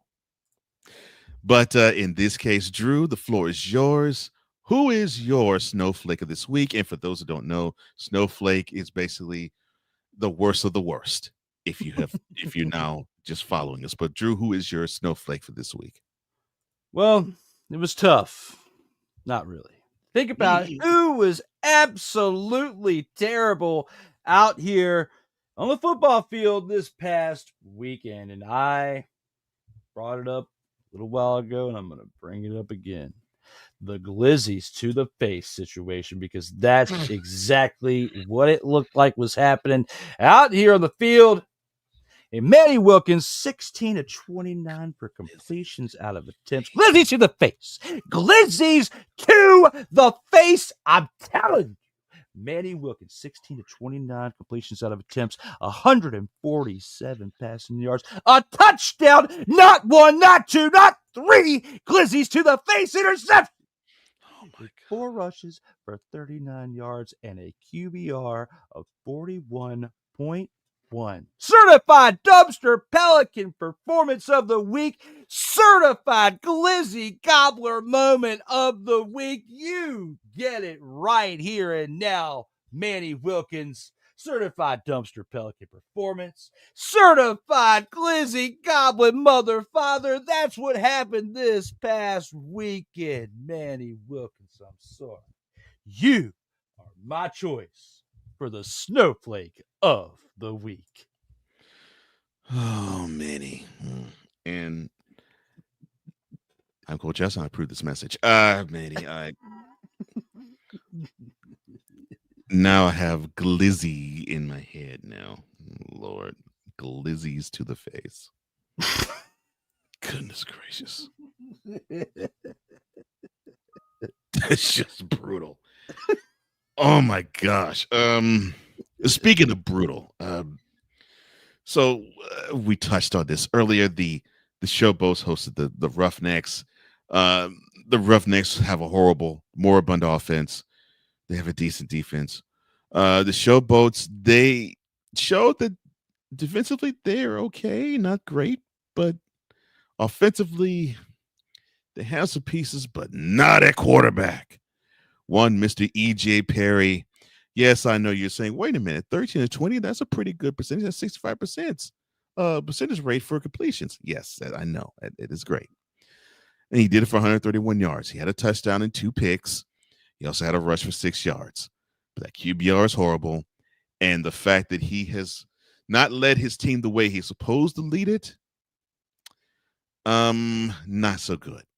And unfortunately, as bad as he played, and yes, I will put this game on him because it was only a score of 18-17. And if he played just a little bit better, the Showboats would have actually won the game. His performance, not just this past week, but the weeks prior, led Ken Whisenhunt to retire. And yes, I put it on his shoulders because he is the quintessential understanding of what the coach wants and expects out of his team.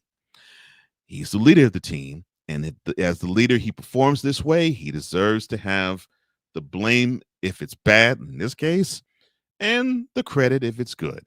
Well, it's not good, just like his face. And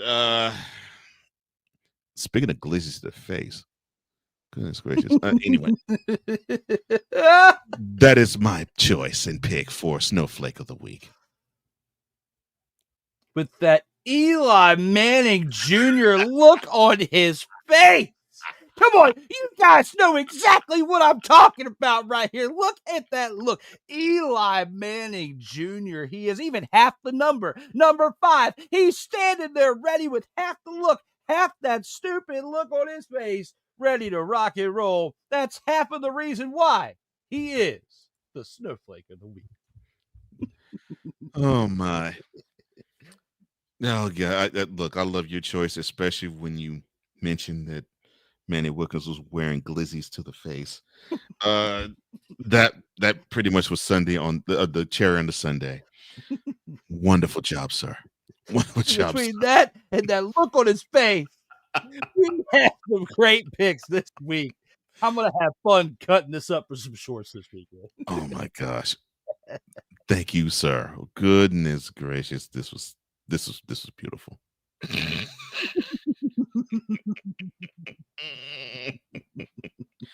Oh my goodness.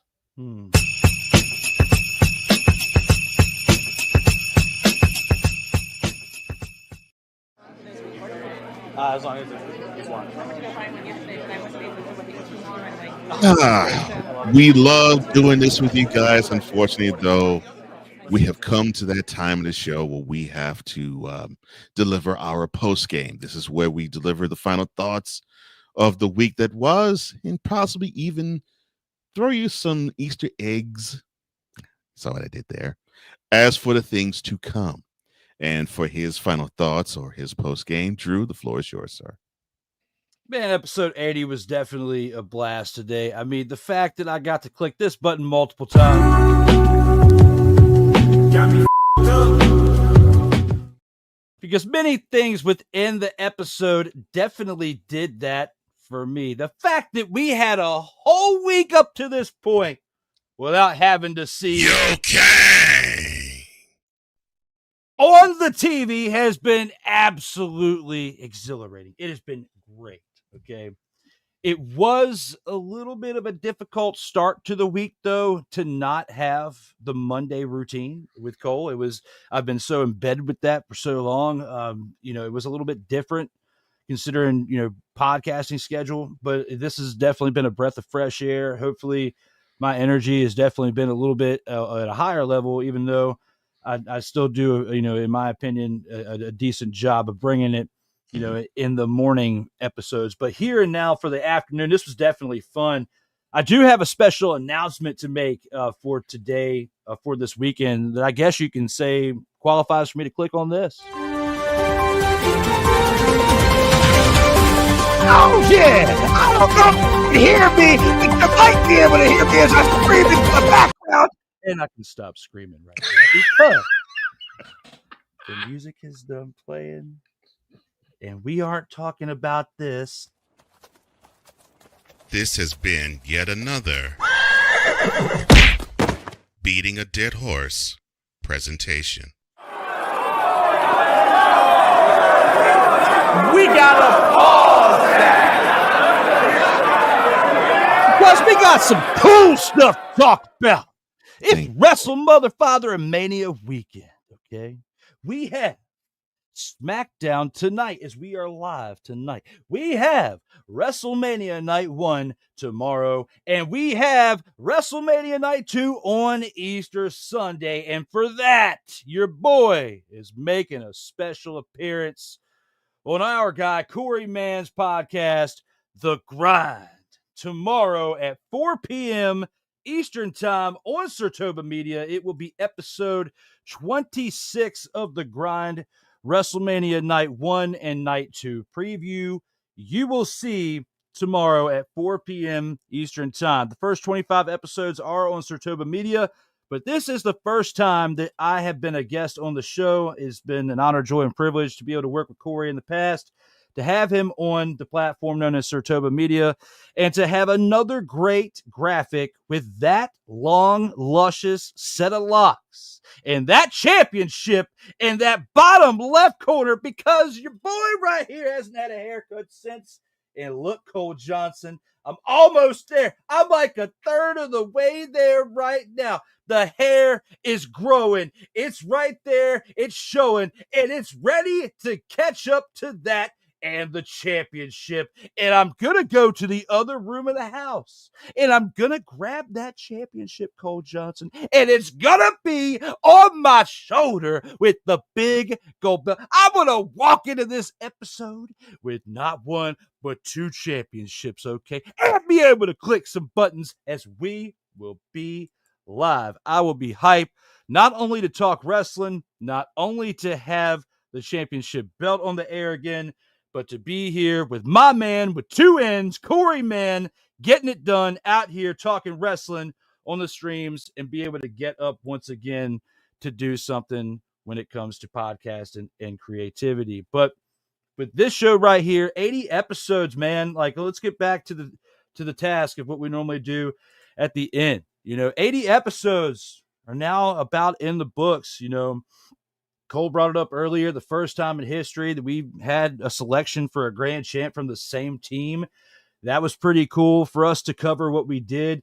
I feel like the energy that we brought, the stuff that we brought as far as the topics, even though it's always great, we were on a different level today than we have been of previous episodes, and it felt great to be able to do this at this time and to be this alive with you guys on an afternoon episode once again. For that, I'm forever grateful for Cole for having us for 80 episodes, to be one step closer to 100, which we should hit by the start of the 2025 NFL season. We wouldn't be able to do it without you guys watching throughout the platforms that we have it on, whether it's YouTube or X that are live or rebroadcast to the several different platforms that we have with the shorts and everything else with the other platforms out there. With all you on social media, this wouldn't be possible without you. I know things have been a slow build and a slow start as we've been moving things around, and the numbers, consistency is the key, and we're trying to find the good time. But right here, today's Friday, you made it a good time for us. And for those of you watching in the rebroadcast or watching the replay, as you could say, thank you very much for tuning in and taking the time to watch this product. Hopefully, we didn't let you down with the cover. So, with all that being said, I'll take my post game to at least thank you guys, to give you guys a little bit of news with what's coming for this upcoming weekend.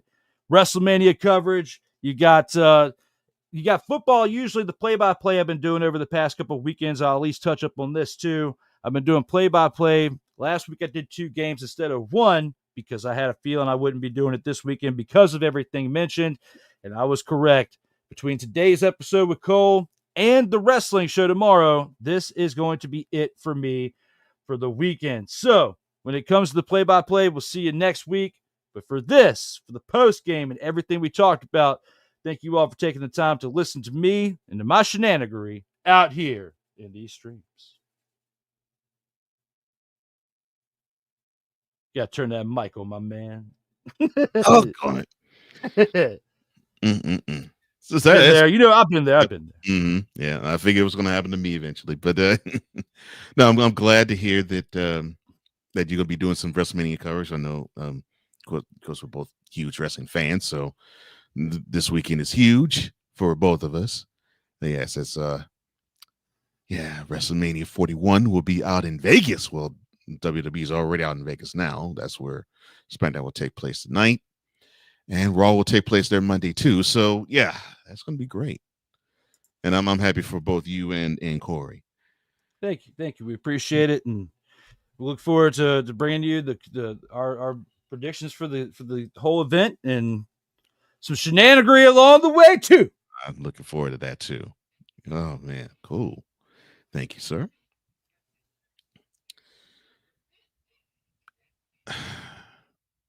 I remember I was traveling to Oklahoma City. This is about 15 years ago, and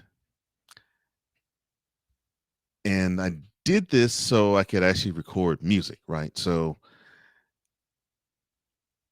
it was it was an okay day. I mean, the weather was fine, and I had to drive from Houston all the way to Oklahoma City.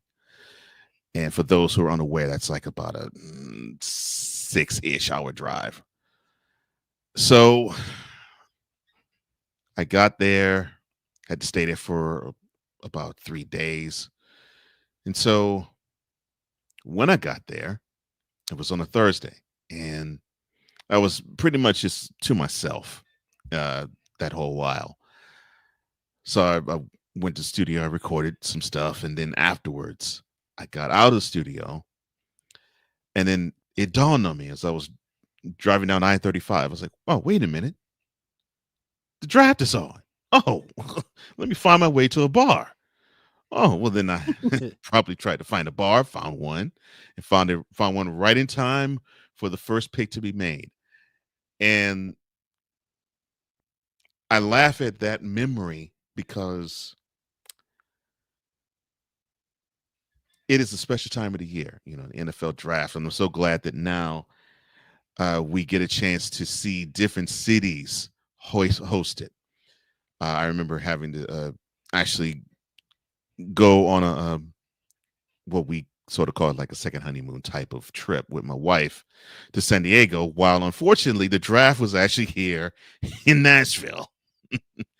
And everybody looked like they were having a fun time in Broadway. And I just remember seeing that because I would think that would be me. I would act a fool, would not care about anybody else, but of course the team that the team that I vote for, root for in the Texans to draft. But of course I would want to see who was going where and be all engrossed in stories of the players that were coming out of college, and see some of the stupidity that sometimes come from the draft. And yes, I am looking at you.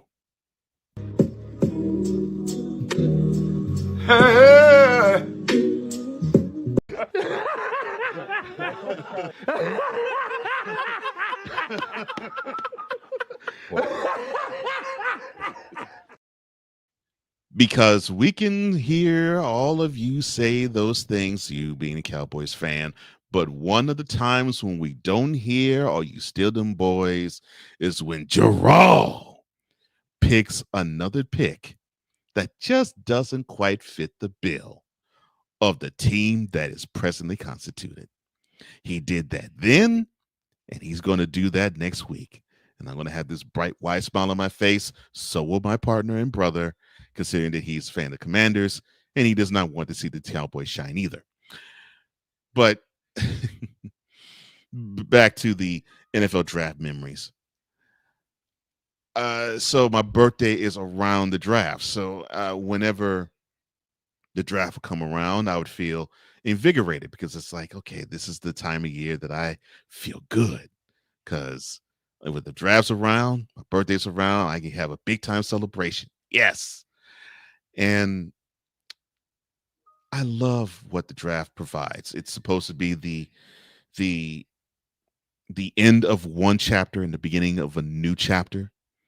And besides wrestling, I think this is the closest thing that we have, in my opinion, to a male soap opera. Follow me here. So we get engrossed in a person's journey. We see if that person gets righted or wronged. We see if a pick is picked too soon, or like in Aaron Rodgers' case, the pick doesn't happen until later in the first round. And we get engrossed in these stories, and we follow the path of these draft picks and draftees, and we get engrossed in their story. Well, doesn't that sound soap opera-ish? Where it's like, oh, that's kind of cool. I love to see this guy succeed. I love to see this guy go to this team.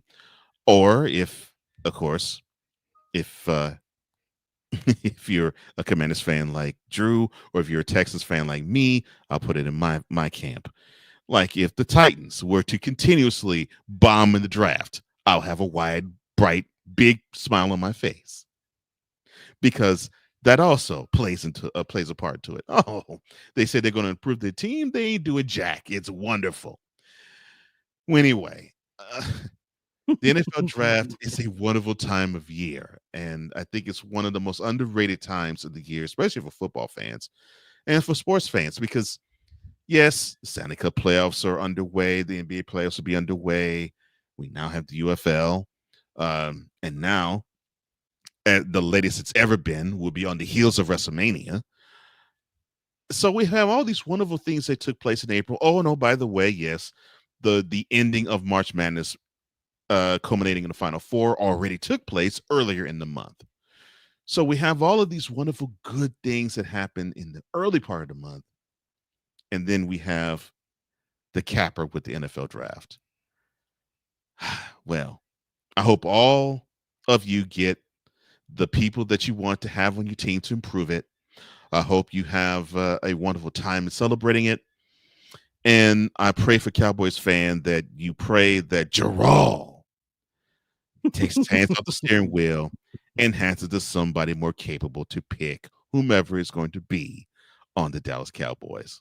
But if not, you could be happy with him saying, we're going to go to the Super Bowl. You know that. We're going to Super Bowl this year. And not even come close. And we'll be saying that come October.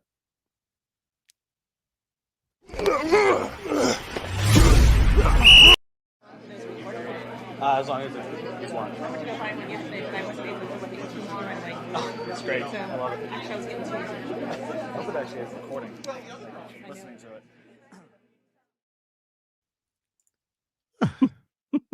Your thoughts, sir? Anything with Jarrell, and you get to hear anything with the Cowboys, any type of shade definitely brings joy to my heart. Not a tear to my eye, but joy to my heart. Okay. Good. That was a great way to end it. Of course, you definitely brings a smile to Commanders fan. But another thing I will add to kind of throw a little bit of what cherry on top to what you were saying, that the Commanders fans are excited about another thing that could potentially be announced this upcoming Monday when it comes to the budget for Washington, D.C. for the upcoming 2026 year. Because if a stadium is going to break ground at the RFK site beginning in 2026 or at any point in 2026 to try to have it completed by the year 2030 as planned by Commanders management, the money and the funding from Washington, D.C.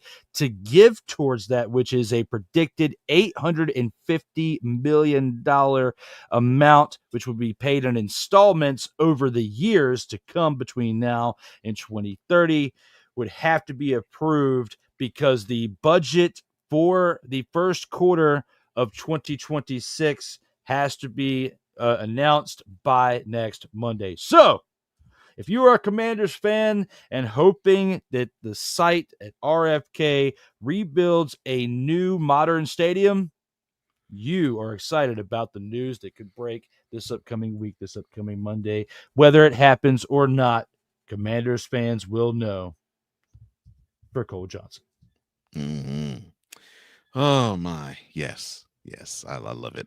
So I've been sort of having like a half an eye toward that. I've been hearing rumblings of a new stadium. They didn't know where they wanted to put it. They thought it was going to be, well, no, of course, this was when Poison Man was running was owning the team. That they was going to put it near Dulles. Then there was going to be this expansive shopping park in Arlington, which for those who are unaware of the area, Arlington is basically like right across the river, the Potomac River, from Washington, D.C., going south. I've heard those two things. And then I heard they wanted to build on top of the RFK lot with this new stadium. So I'm like, I'm thinking that would be something that I think Commanders fan would really like. Maybe for the exception of traffic, but still, I think that's something they would like. The fact the team would be back in D.C. and on the old grounds of RK, I think people would love that even better. That is awesome, man. Yeah, there's like a prediction for, the way the layout's for is for the stadium and like a bunch of things to do around it. So you'd have like hotels and apartments or something. It's like a whole village.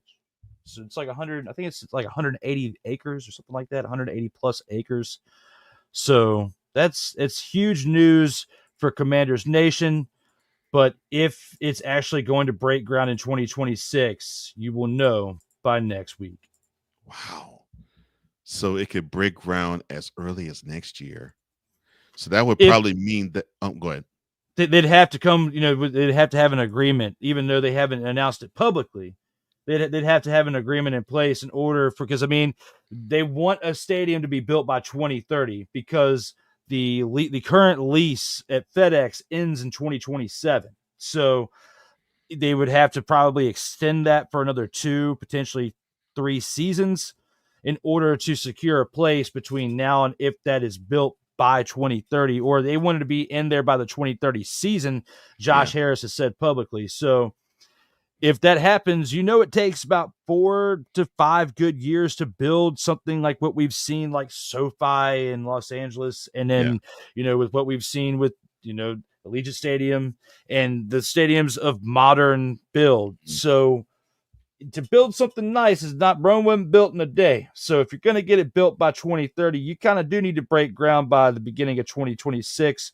And with them announcing what the upcoming year's budget will be, even though they've cut $400 million from their budget because of Congress, there's a lot that goes into, there's a lot of politics, more political stuff that goes into this whole thing with this one NFL franchise than any other franchise in the league. Not even a question.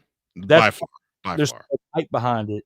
And the government has to put $850 million into it when they've already got a bunch of cuts. There's a lot of stuff that's going into it. So that's why this upcoming Monday's news is big. We've got a big weekend in sports with, professional wrestling, with football. And then, of course, with the news this upcoming week with that. So, and then let alone the holiday itself. So there's a lot to look forward to this weekend in sports. Yeah. Yeah. And yes, I agree with you. That I think that's you hit the nail on the head to me as to why I was saying, wait a minute. So you mean to tell me they actually could break ground next year and we could actually have a stadium built and they could complete it they could not for the 2029 season, but they could complete it by 2029. And I'm thinking, wait, and it'd be in DC. I'm like, wait a minute, this is DC. I'm like, I'm hearing I'm waiting for the red tape that Josh Harris's group has to hop over and cut through, and I'm not hearing that. I'm like, what happened?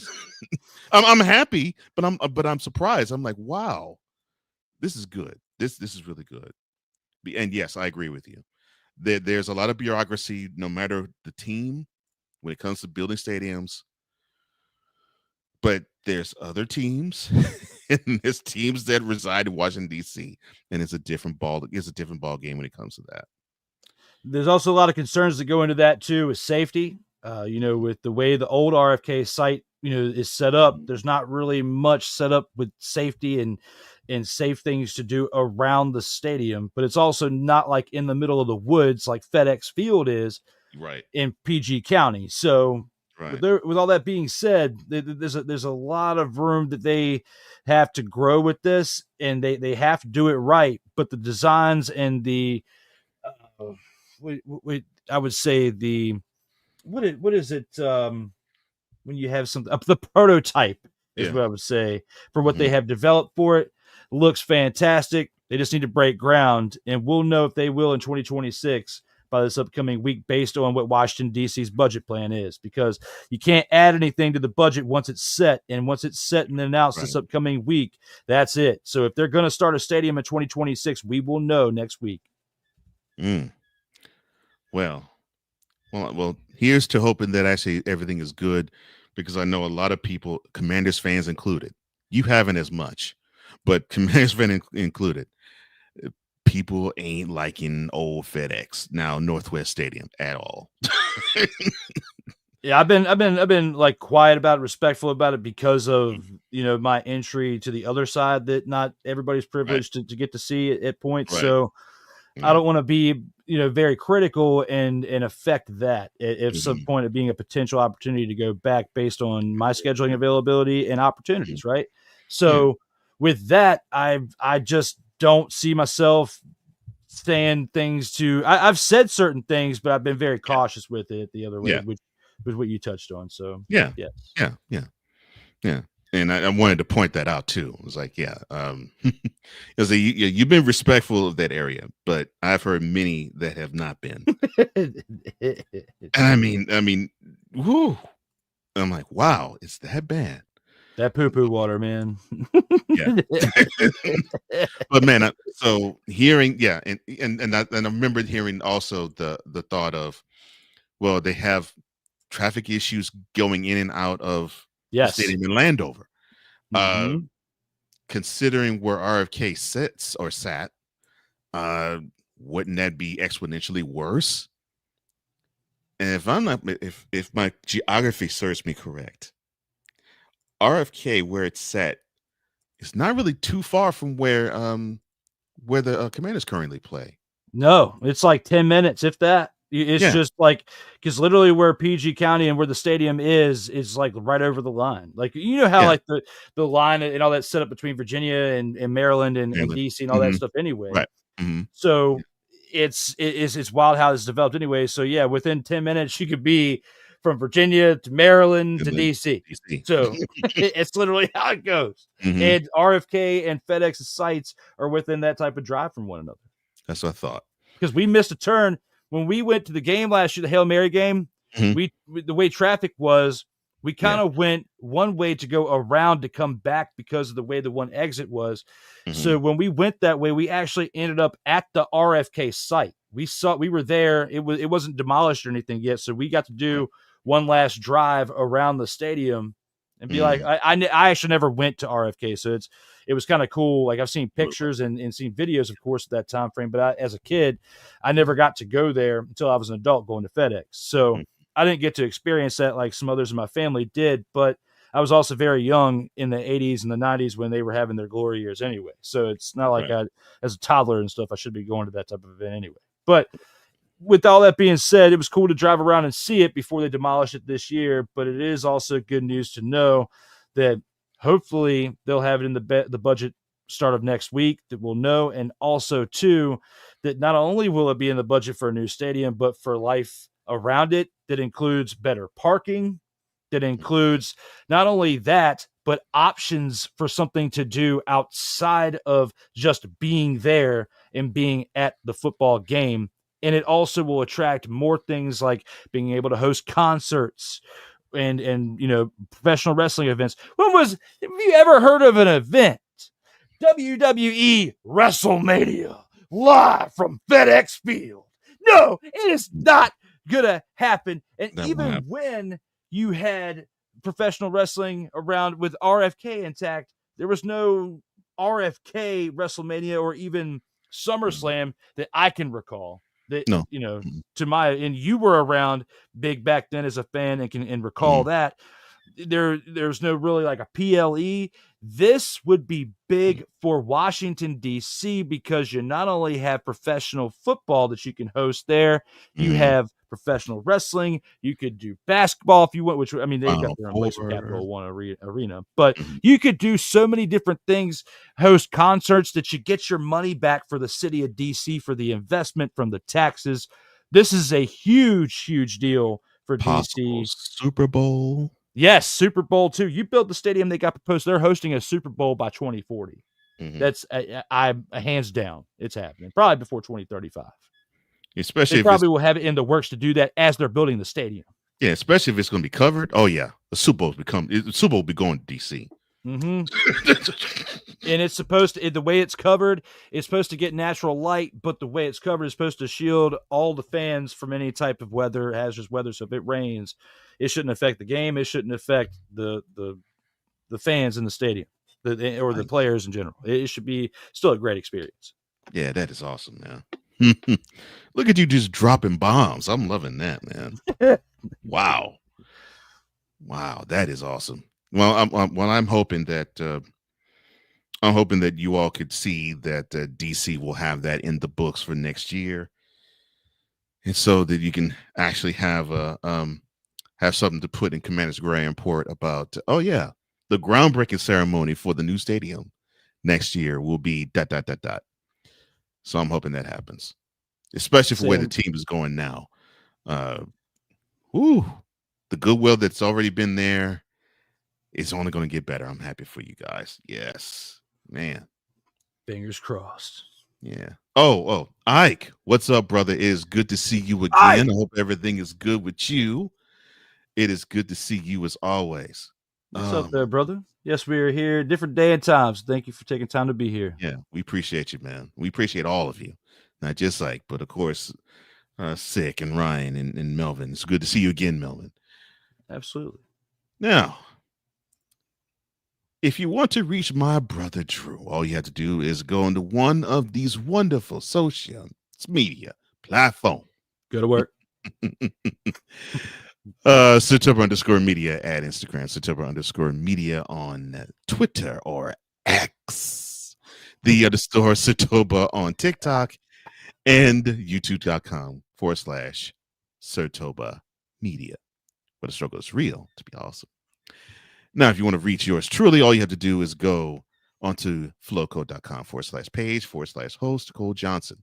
That's flowcode.com/page/host Cole Johnson. Well, we thank you for liking, we thank you for sharing, we thank you for subscribing, and we thank you for hitting that notification bell so you can catch everything, not just Total Football Talk or All Things Football, but you can catch all content that emanates from the Sotoba Media YouTube channel and the Coney Media YouTube channel. We both appreciate you, your patronage, and your time to watch our content. Well, for Drew Willingham, I'm Cole Johnson, here to say in parting as we always do. In life, just like a tackle, keep your head up. And always remember, you got to play until the whistle blows. Somebody sign me up for that flow code, please, and stay safe out here in these streets.